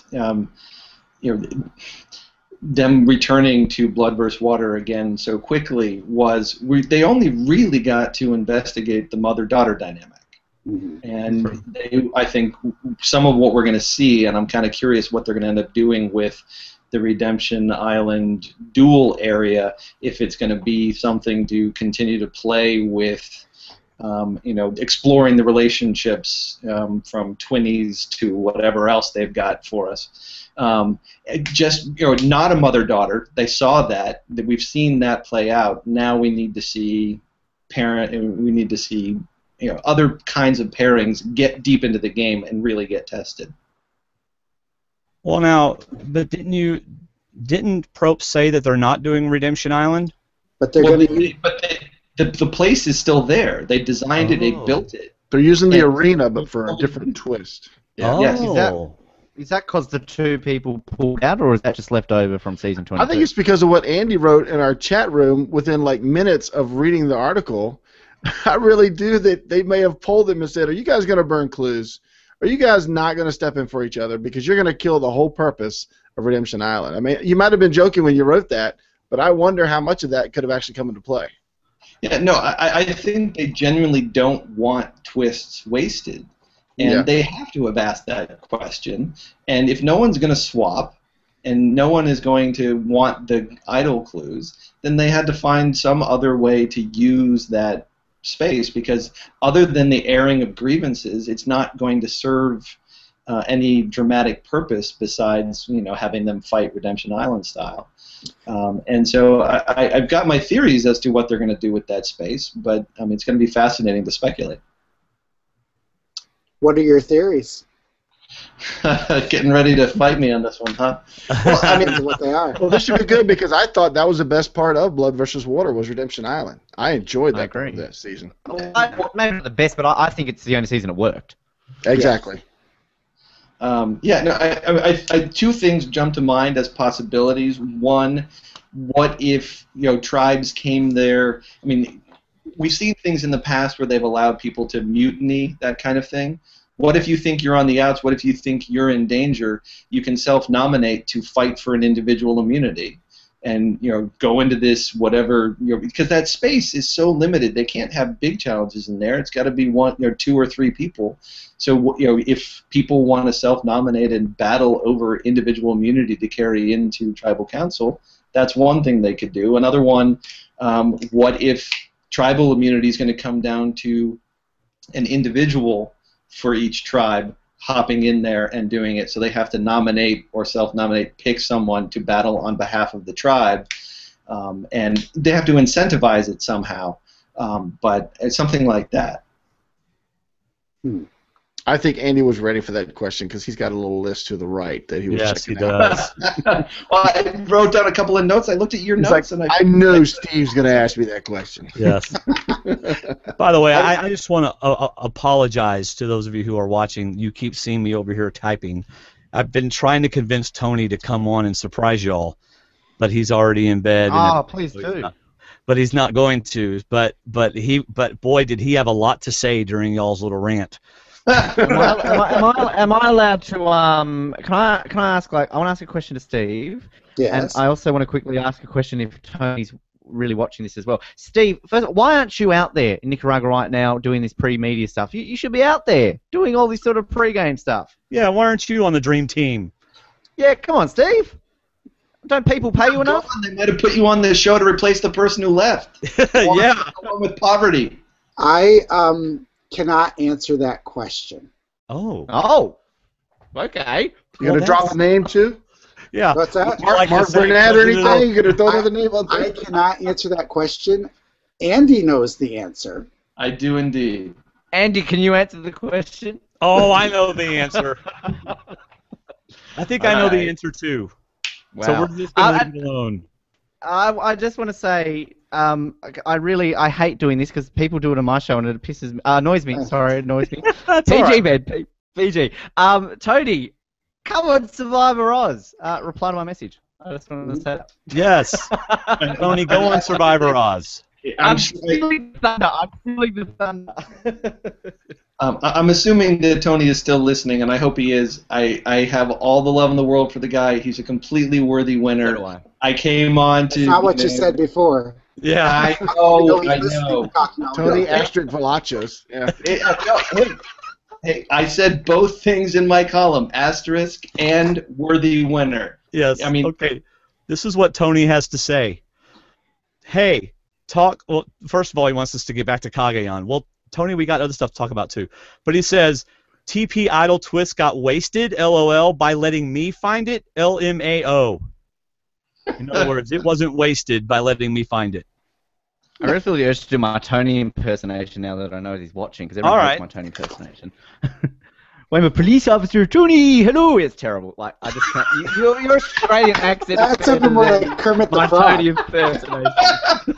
Well, that's the nicest thing somebody said about it. It usually goes Jamaican or it went Indian. It usually goes Indian Tony. So oh hello, I'm Tony. No, it doesn't work. Mama. I talk llama to you. Oh goodness. Oh, man. By the way, Gordimer, who's watching on YouTube, says the conversation is getting way off track. I thought this was supposed to be a roundtable discussion on Cagayan. Well, it Sorry, is, Gordimer. but it's also about, we also said we were going to be talking about Blood versus Water as well. So we can talk about both. But we can go back to Cagayan. Yeah, there's a lot to talk about with Cagayan. Sure. So Man. ask a question or else I will. Yeah, Gordimer, ask us a question. Ask us a question, Gordimer, and we will answer it. It's Gordimer. Can I pose a question? Yeah, Yes, Ben, can I please pose a do. question? Absolutely. I interviewed Russell the other day about his show, and we got talking about Cagayan a little bit. And I know a lot of people compared Russell's game, Tony's game, to Russell's game. Do you guys think there's a comparison there? I think a lot of people think that there's a comparison with Tony and Russell only because they are 40-year-old bald guys. I really do think that if they looked different, a lot different, people wouldn't have compared them as much.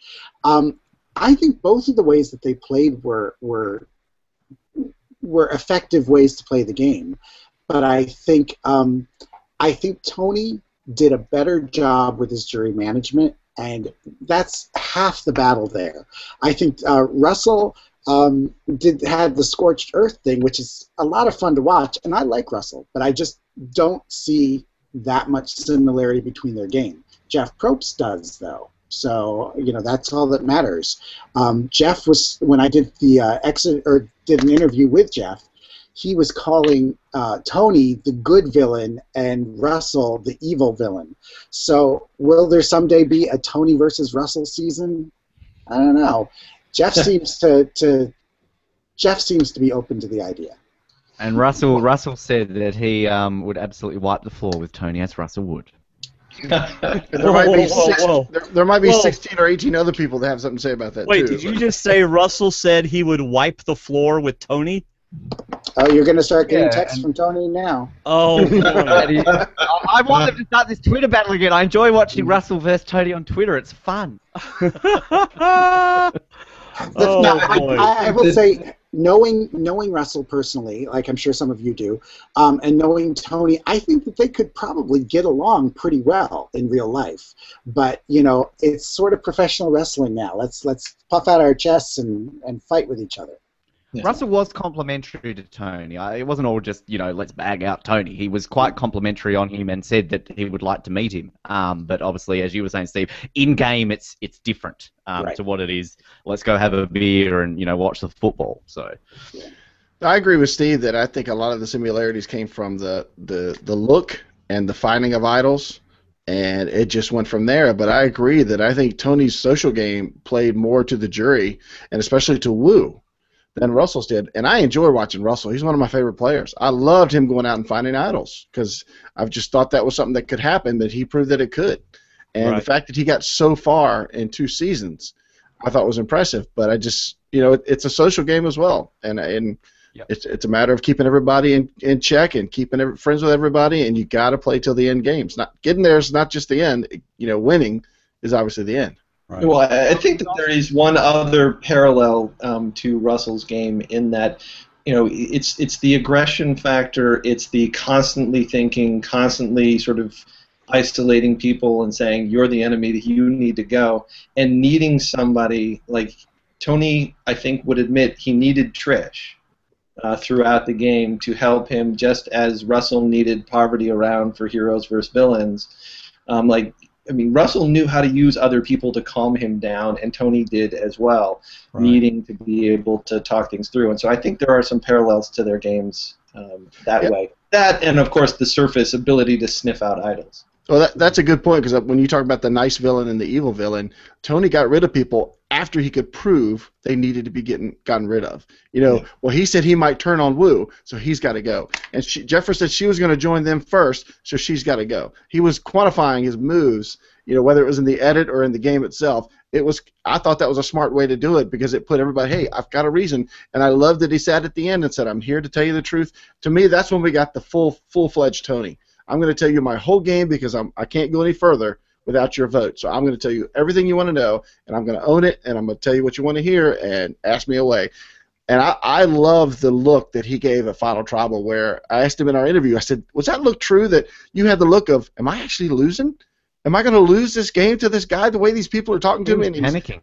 And he said he was, and he just had that look like he was panicking. This could go against me. Exactly. That's the first time we saw where he didn't quite have control. And one of our questions for him was, one of our listeners said, did you ever feel like you lost control? And he had a great answer. And it was, I never felt in control. And that's why he played the way he did, because he wanted to get to that point. But once he felt in control, he got to that LJ moment where he felt comfortable, and then he was gone.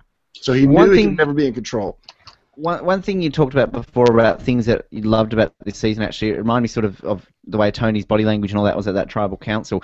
The last tribal council before that, the one where Cass got voted out, watching Cass and Tony sit there, they were panicking. They were pooping themselves. I'll be G-rated. And that, to me, just not only does it show how much they wanted it, it shows the passion that they each had for Survivor. And I mean, it's been a long time since we had that situation where one person brought someone to the end. We had a final 2. But, I mean, I don't know if there's ever been that case where you've had 2 players in Cass and Tony who wanted to get to the end so much. This was meant so much to them to make it to the end and have a crack at winning this game. And I loved the tenseness of that tribal. And then you got Wu just like, hey man, I don't care. I'm just here, whatever. Can I change the subject? Can we call for the vote? I'm like, that's not changing the subject. That's just furthering the conversation. I will say that Tony almost... The time where Tony really almost lost this game was actually much earlier than anybody thinks. And it was the time that, had Spencer played the idol correctly with Jeffra and said to Jeffra, Jeffra has told me that, had I known he had an idol, I would have been on their side 100%. And had he worked with her, and they had gotten rid of Wu at the time that Jeremiah went, right.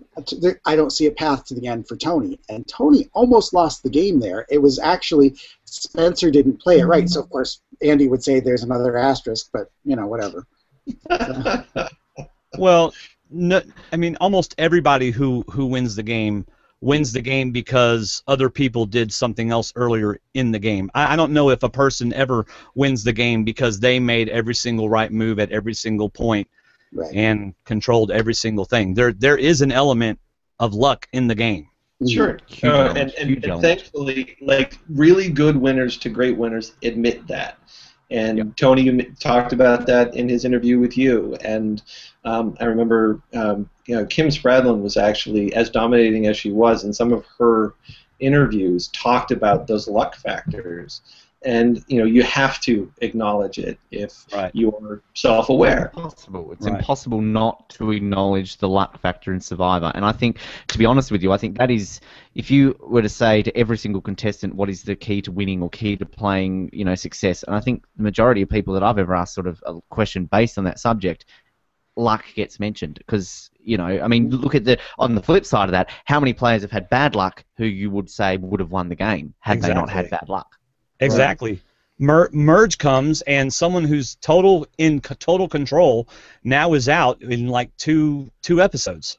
Yeah, and Sarah they're was playing in. a great game. Yeah, Sarah was in, and then she gets shifted over, and things go terribly wrong. Well, she also played it poorly, but yes. Terribly wrong, yes.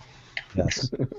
And one way that I think Tony and Russell are different is their general way that they look at people, or the way that they treat people. I don't think Tony has that same negative.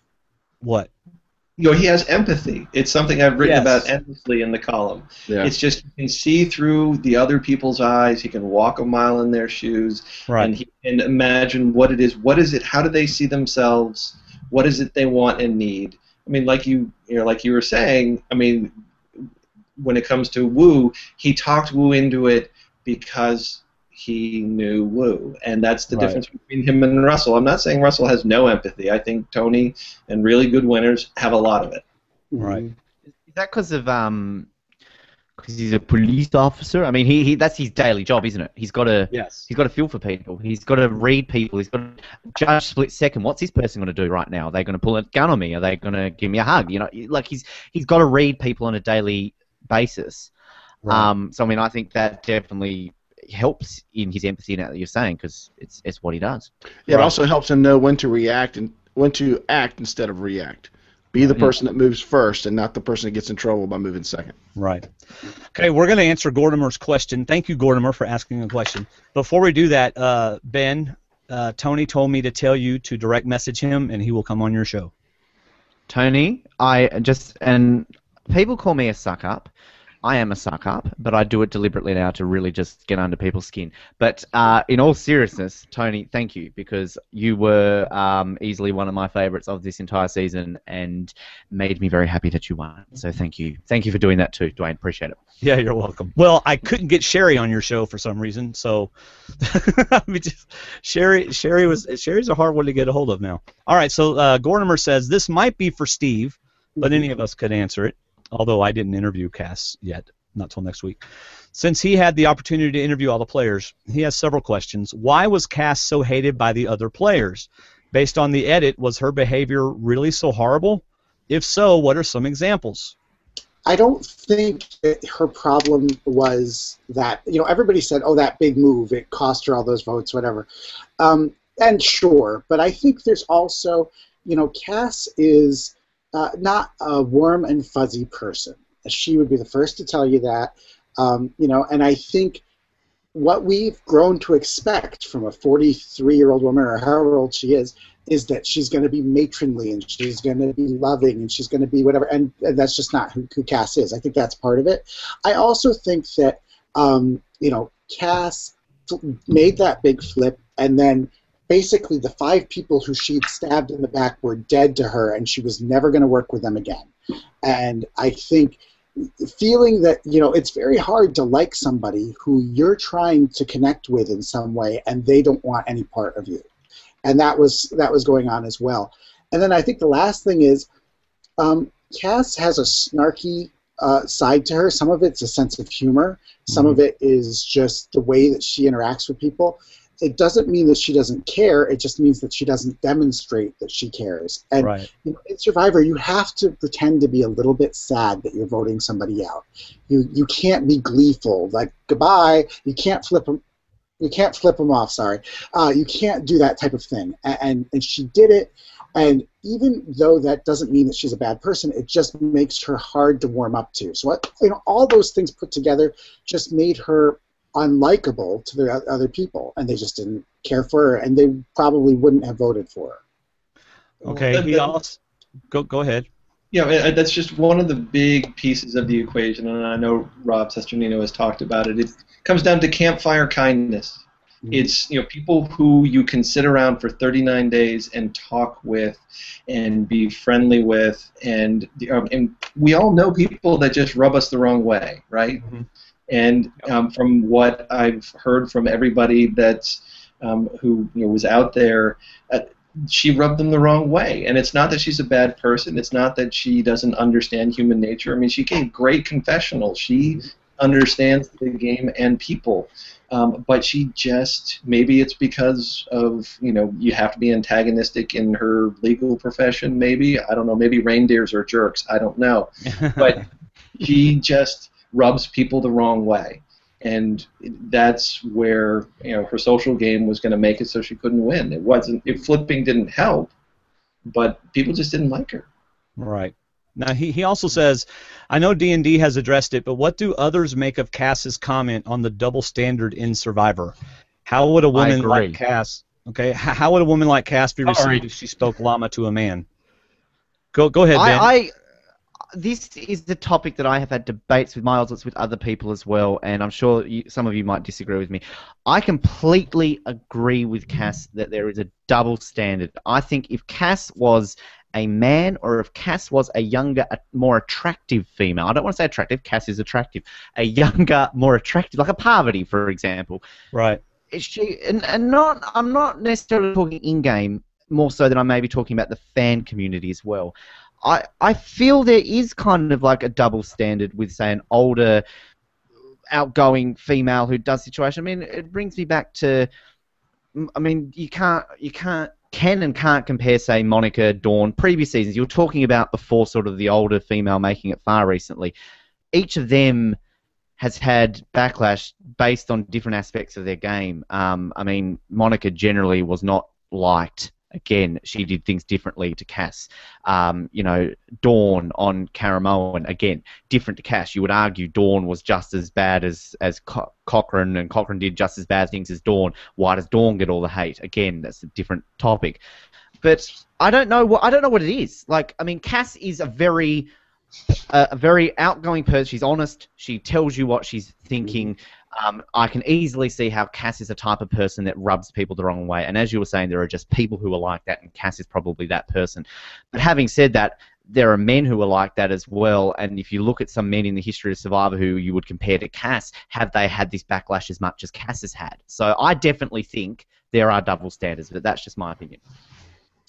Well, I think the double standard really applies, to women 40 and over who you expect something out of. And I look at, there wasn't as much backlash with Lisa Welchel, but she was sweet in Texas and loving and everything, and so although she didn't win, she didn't have the hatred against her as somebody who has a harder edge to them.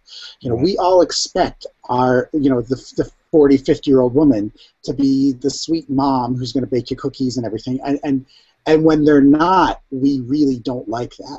And also, people don't vote in the final 2 or 3 for the person who played the best, who they like the most, whatever.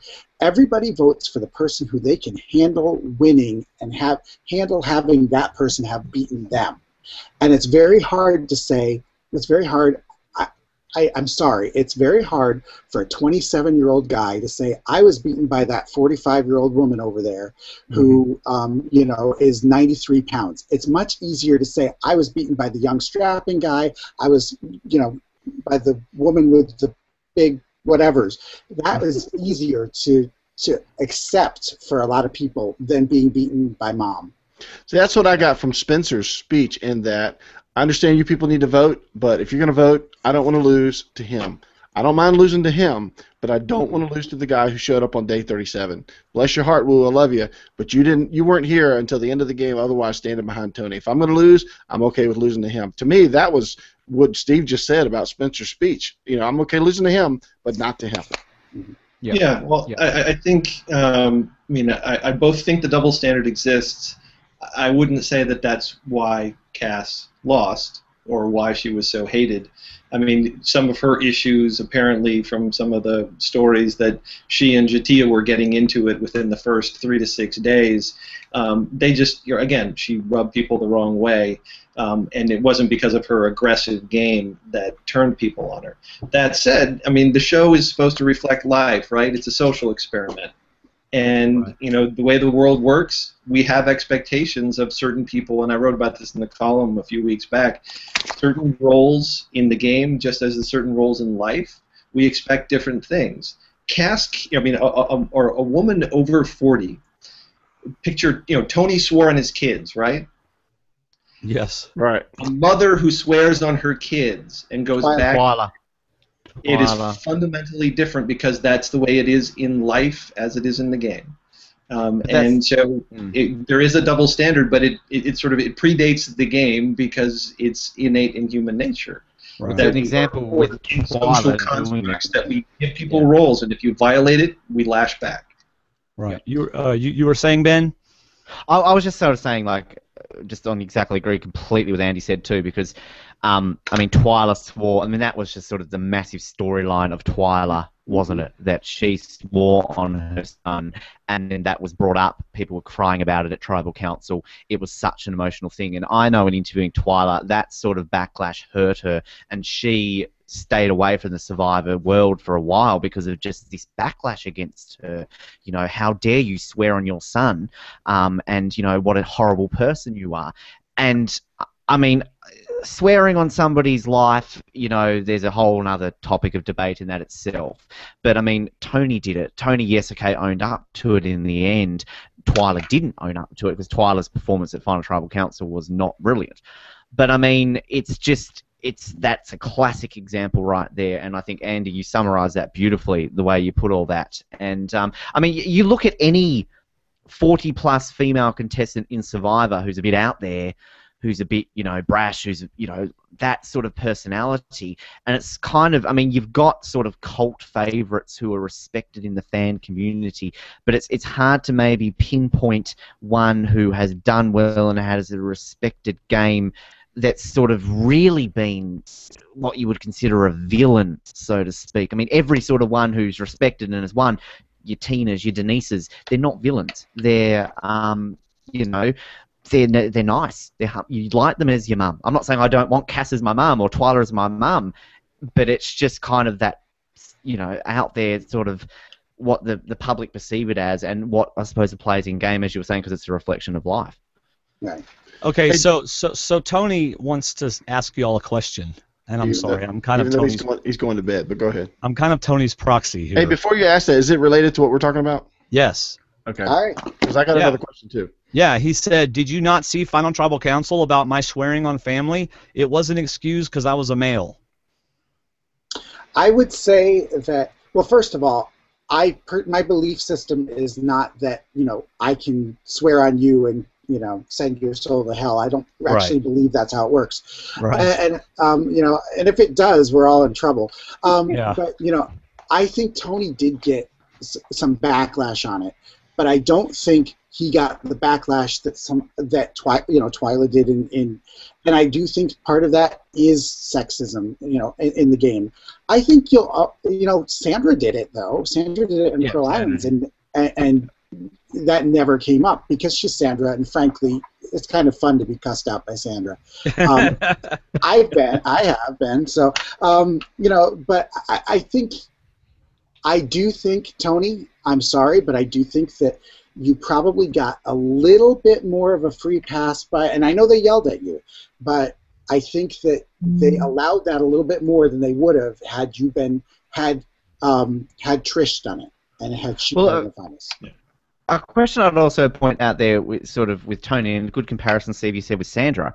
Sandra obviously won, Tony obviously won. Do you feel had Tony not won that maybe the edit would have portrayed it as a more, in a more negative light? So maybe if they had Twyla won, for example, perhaps it wouldn't have been a bigger deal. So perhaps it also comes down to part of it because he's a man compared to a woman, but also because he's a winner and he didn't lose. And Tony is a likable guy. He is. Yeah. I like him. And I think that you can kind of... Sometimes people want to vent at you, but they'll... if they still like you, they're going to forgive you for it. So I do think there's some of that involved too. But isn't there a difference between somebody that swears on what they do and it's somebody you get along with, but then in the end they find that you're going to turn on them and they use that against you, versus somebody that is on the outs and then walks into your huddle and says, I swear on my family, I'll join you guys if you let me in. I mean, he's swearing to people that he'd been working with, day after day, tribal council after tribal council, and then in the end it comes down to a point where Trish was not going to be saved. Jeffrey was considering flipping. No matter who he turned to, he was swearing to people that he was working with versus coming in and swearing at the last minute. I mean, like you said, he owned it at the end. He talked about in ours that he hated doing that because he meant it when he did it. But in the end, there can only be one. Right. Well, I think another. And I've got to say one thing about I meant it when I did it. Tony said that to me too, and I get what he's saying. Yeah. But generally, that doesn't work with my kids. Oh, I meant it, but then I changed my mind. Yeah. And I don't know that always works with a jury either. I'm just this is a pointing out. reflection of this game Survivor that we've seen over the years as well. Is that absolutely when you say something like that, you mean it. We've all had situations in our life where we have said something and generally meant it, but then the situation changes and you have to go back on your word. It's just human nature. It just happens. And I suppose the difference in this situation is at the end they're fighting for $1 million. So of course, mistakes are going to be brought up. Hey, hang on a minute, you said this and you did this. And this is kind of going back to, I suppose, like when we talk about winners and sort of, mistakes and things along those lines. Statistically, you would argue there's a perfect game in terms of not getting votes against you and all this sort of stuff, but there is no such thing as playing a perfect game in Survivor. Every single winner has had to do things that they might have at the time said, hey, I absolutely swear on this, it's not going to change, but they've had to adapt, and that's the difference between a great player who wins, your Tonys, your Sandras and that sort of stuff because they win, and then your Twilers who just come up short because they can't sort of close it out, so to speak. Right. Just because I swear on my family, that doesn't mean I'm going to stay on a sinking ship and lose the game just to keep my word. I'm going to try to win the game. Yeah, well, and I think maybe you shouldn't be swearing on your family. But I mean, well, right. I probably wouldn't do that, but Right. Yeah. But I do think Tony came into the game planning on saying that, and using it and knowing that he would walk away from it, if he had to, but would like to stick to it if he could. But one thing to not overlook in all of the dramatics at Final Tribal Council when they're confronting Tony, that some of that is coached confrontation. Like, they knew who was going to win, and you need to provide drama at that Final Tribal Council, and they needed something to yell at him for, and really, Trish was hurt over the fact that he betrayed her. The whole you swore on your family thing, that was part of it, but it was just fodder for her to be yelling at him, and so Yeah. I don't think it was as big of a deal as it was made to seem, because all of the people on the jury were told, go ahead, hop in your soapbox, rip into them. We know what the vote's going to be, but we want it to hang in doubt in the mind of your casual viewer. This is where too I can respect someone like Trish who wants to get on her soapbox and have a rant because she's annoyed at Tony, which everyone's entitled to do. And then in the end, she votes for Tony, which, as much as she's bitter or whatever against what he did, she still votes for him to win. Now, I hate bringing up this person because people have given me a lot of, stuff about her over the years for my comments against her. But that's where I can't respect Brenda for making Dawn take out her teeth and be like, look, if you take out your teeth, you do this, you were humiliated, blah, blah, blah, take out your teeth right now, and then still not vote for her. I can't respect someone who does that. You're not going to get any argument. Fact. You're not going to get an argument over here. Preaching to the choir, man. Preaching to the choir. Yeah, I think one reason Just had to get that. Steve takes the swear on the family thing so personally is because if he were to swear on his family, it would take him a whole episode to Yeah, swear. I would be like, I would have to give you all their names and their ages, and it's for those of you who don't know, I have 6 children. Yes. But the question I wanted to bring up when Dwayne brought up Tony's thing, do you think, and this could be a quick one, do you think Cass was hurt, or public image was hurt by her length of stay in the game, and the fact that all these people came out and were able to talk about her, and she never was able to come out and defend her game or talk about how she played or anything until the very end? No, I think staying longer actually made her a little bit more likable. I was watching the finale, and I found myself in the final 3 immunity challenge when it's between Cass and Wu. I was kind of pulling for Cass. I was like, all right, let's game on. And had she won, I kind of started feeling this probably at final 6 or 5. I felt like if she were to win, it wouldn't be all that bad for the franchise. It would be a really good villain win. And so I don't think that she hurt her public image at all. That's funny because we didn't talk about it, but I'm right in line. She was my second want to win after Tony. Yeah. I would have really liked if she'd have been in that final. I wanted to hear her final tribal council. That's what I wanted to hear. Yes. If she and Wu had made it to the finals and she had beaten Wu, I think we would all be saying what a great game she played. Yeah. So. Yeah, especially overcoming what I think is probably, at least for people in the game, the way they talk about it, the hardest thing to have an extended stretch of time in the game where no one wants to talk to you, no one wants to work with you, no one particularly likes you. You're isolated from anyone who can give you any of that affection and any sense of belonging. It's social ostracization while you're hungry and you're tired and just away from anything that could ameliorate it in any way. And she did that for a really long stretch of time. And if she had pulled out a win after that, I mean, you kind of have to tip your hat and say, how can you face that? Because that's social pain. That's a deep, abiding agony. Yep. And actually, when you guys talk to Cass next week, I'm interested to hear what she has to say about that part of her existence out there. Well, the thing about Cass, which is, I think, hilarious, like, as much backlash as Cass gets, she also has a very strong and rabid fan base amongst the people who do like Cass. And I think she plays, I mean, it's just her personality. I think she plays up to it. I mean, I've sort of been talking to her this week, and, she's up for a couple of Oscars, so she's sort of publicly playing up. And she's obviously read some of our stuff. One of our Oslets, Jared, just does not like Cass and just absolutely wrote a whole bunch of garbage about her. So she started publicly on her page saying, hey, vote for me to win, and don't vote for Jared to win Oslet of the Year, he's an idiot. So, I mean, like, she's sort of playing up to this kind of thing, which I think, I can see Cass in a couple of years' time becoming a real cult favourite. One of these people who is disliked at the time, but eventually everyone loves her. I think that's a very good point. I got to tell you, I'm really looking forward to our talk with the cast next week. I think it's going to be a blast. Well, I think also one thing that can make you feel better about having been savaged in the press and having had a rough go of it in the immediate aftermath of the season is if you just embrace the role and play it up, because you're going to be playing again. Yes. Yep. Yes. Might as well make the most of it. That will heal, that will balm a lot of wounds. And I'm also, Tony does bring up a point. Yeah. Yeah, he's doing it to me too. Yeah. He does point Tony! I'm not getting any. Does it mean all divorcees lied on their Tony wedding needs day? to call in. Tony needs to call in. He doesn't want to call in. He does have a point, and I'm gonna, and it's not just because he's texting me. He does have a point, though, that yes, sometimes, like you said, life does change. Sometimes you make a promise that you can't keep. And he says, does that mean that all divorcees lied on their wedding date? And he does have a point. So, Tony, I'm sorry. Okay, but see, I'm going to disagree with you, and I'm going to disagree with you, Tony, and I felt this way whenever you brought it up during our interview, but I didn't want to get into it, but I will get into it. Whenever you commit to marry somebody, you commit till death do us part.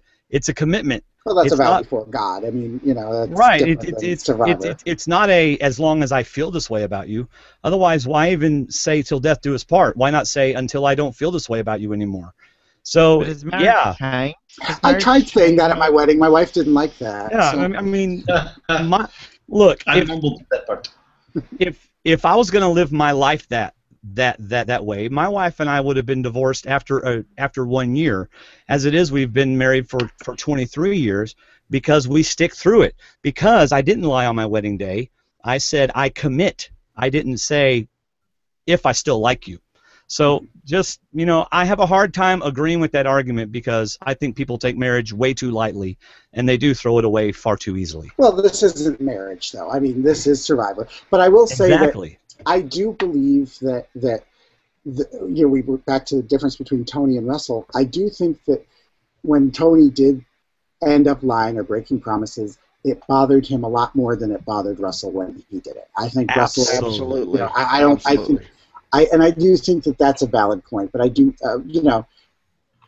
I think that's why he tried to quantify his moves. I think that's why he had to come up with the reason to go through all these moves. I don't want to lie to LJ. I don't want to turn on him, but at the same time, I probably can't beat him, especially if we have to do a puzzle at Final 3. Right. Of course, if I'm going to fault anybody, I'm going to fault the people who believed him when he swore on anything. There you go. Having to up the ante. Yes. Where my wife? Oh, you won't accept that? How about my kids? No, dead father. How about that? That work? Yeah.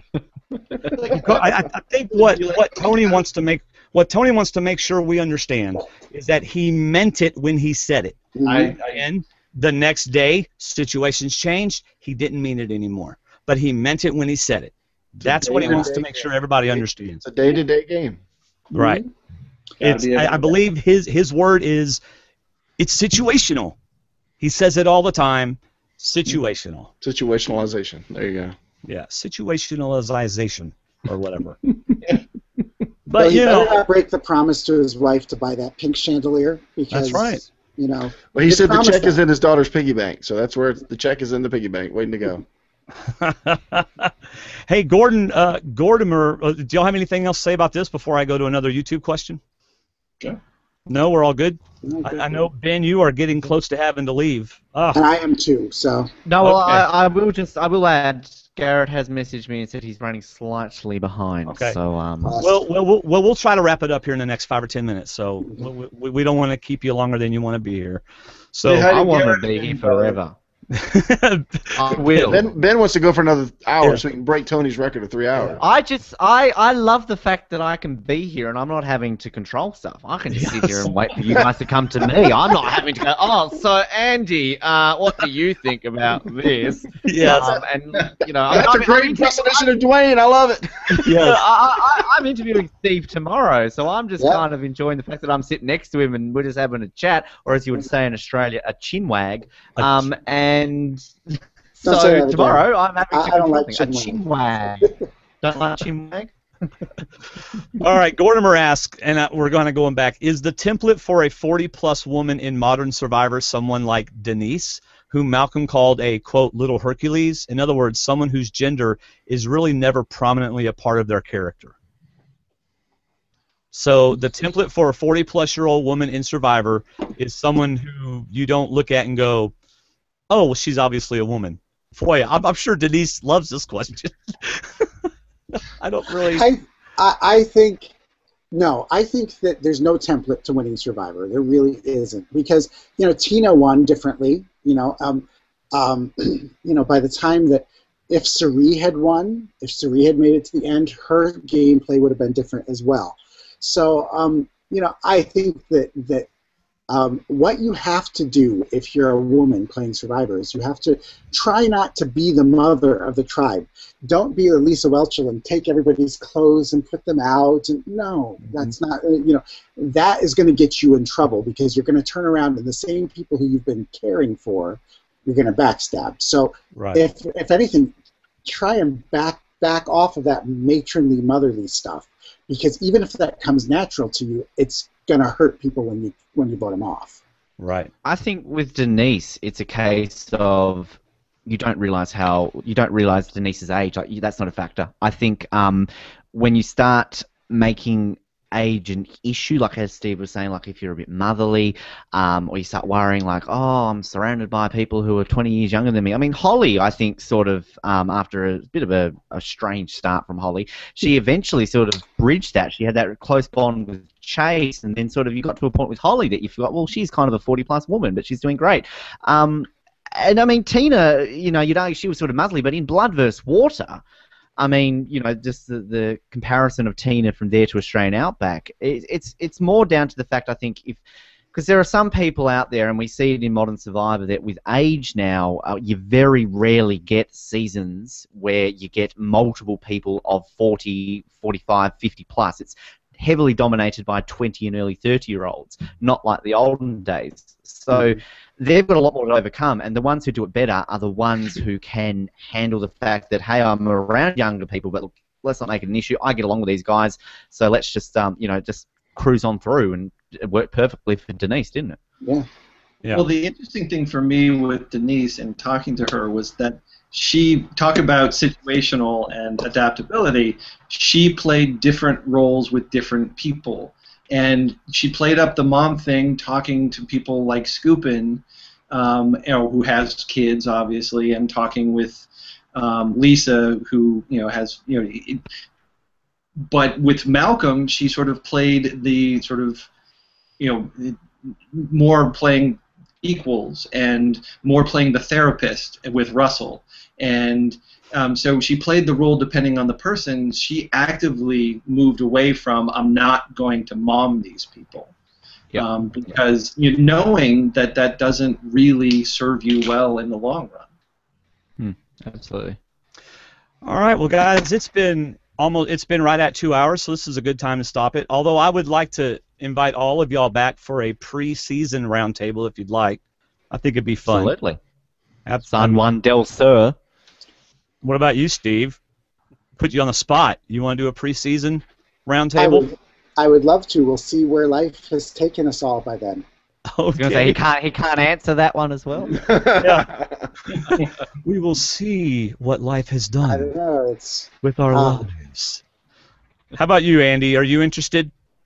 I'm definitely on board, but who knows what the future holds. But I love talking to you guys. It's great fun. Y'all are being very cryptic. I'm very interested to find out why, but that's okay. So hey, it's been a great 2 hours. Thank y'all for listening and watching. And I tell you what, let's just, any final words from anybody? Anybody want to say anything before we go off the air and chat before we hang up? I will say one quick thing. It's funny to, it's very interesting to get to know survivors after the show. And, I've been doing this for a very long time. And some of them I like, some of them I want to vote off whatever island I can. And the bottom line is, everybody talks about the edit. Everybody talks about, people making assumptions of the type of guys or girls these people are. I think the bottom line is that when we watch the show, it's I don't even want, it's going to sound like a cliche, but we really don't know these people, and it's very interesting. If you can interact with survivors after the fact, you really get a good idea of who they are. And I think for instance, I think you guys would actually like Cass. I think you would enjoy talking to her. Would you want to be on an island with her? Probably not. I wouldn't. And same thing with Tony. Would I want to play the game of Survivor with Tony? No. Sorry, Tony. I don't want to play with you. But I would like to have a beer with him. So, I don't know what I'm saying. I'm just kind of rambling, but I just wanted to point that out, that we don't know these people. We know the game that they played. Right. Well, that's why I'm looking forward to Hearts of Reality, and you get to actually sit down and talk with some of these people. Mm-hmm. And those are the memorable moments I have of going out to finales, when you talk to them and have a quiet moment and see who they are away from the cameras. And you get a good read on them. And Cass and I had a bit of a difference of opinion over my last column, and we sort of hashed it out. And I told her, it's like, if I see you at Hearts of Reality, the drinks are on me. She can throw the first one in my face, and after that, we'll sit and talk. Right. This is to know who these people really are. Well, it's the beauty of it, and I say it a lot. And this is the great thing about Survivor, is that we can all sit here, in our nice lounge rooms, kitchens, wherever. I don't think any of us are in the kitchen, but that would be fun to do a podcast from the kitchen. But we can all talk about it. We all have opinions. Everybody has opinions. They're like, I can't actually say that, we're on a PG show. But it's great. No one's ever right. No one's ever wrong. And I'm sure you guys on this show have dealt with, your certain types of people who have very strong opinions who make you mad. And then, Steve, you would have had that over the years too, not just through Survivor, but through other things, people commenting on, no doubt, things that you've written in the past as well that make you mad. But, technically they're not wrong just because you disagree with it. And we can just sit here for hours and talk about it. And it's what is fun about a show like Survivor. I mean, we wouldn't be doing this on a Keeping Up with the Kardashians podcast because that would be boring. And what would we talk about? How many times I said, oh my God, in an episode. So that's why Survivor is great and Kardashians suck. There you go. My final thoughts. I agree with Steve about getting to know people. I've had a chance to talk to Cass, and I know he's already dropped her name, so I can't do it. But talk to her and messaging on Facebook, and she's hilarious. I can't wait to talk to her next week. I love some of the stuff that we talked about, and she's a fun person to talk to.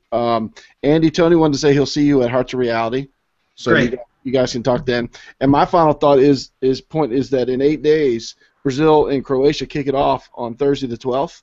On Friday the 13th, Australia plays Chile in the World Cup, and it gets kicked off. And I know we don't have a lot of soccer fans that listen, but it's coming. Don't talk to me about the World Cup. The World Cup. Can I just really want to quickly add that we're in the worst group in the world? No, you are not. We've got Spain. I actually don't go for.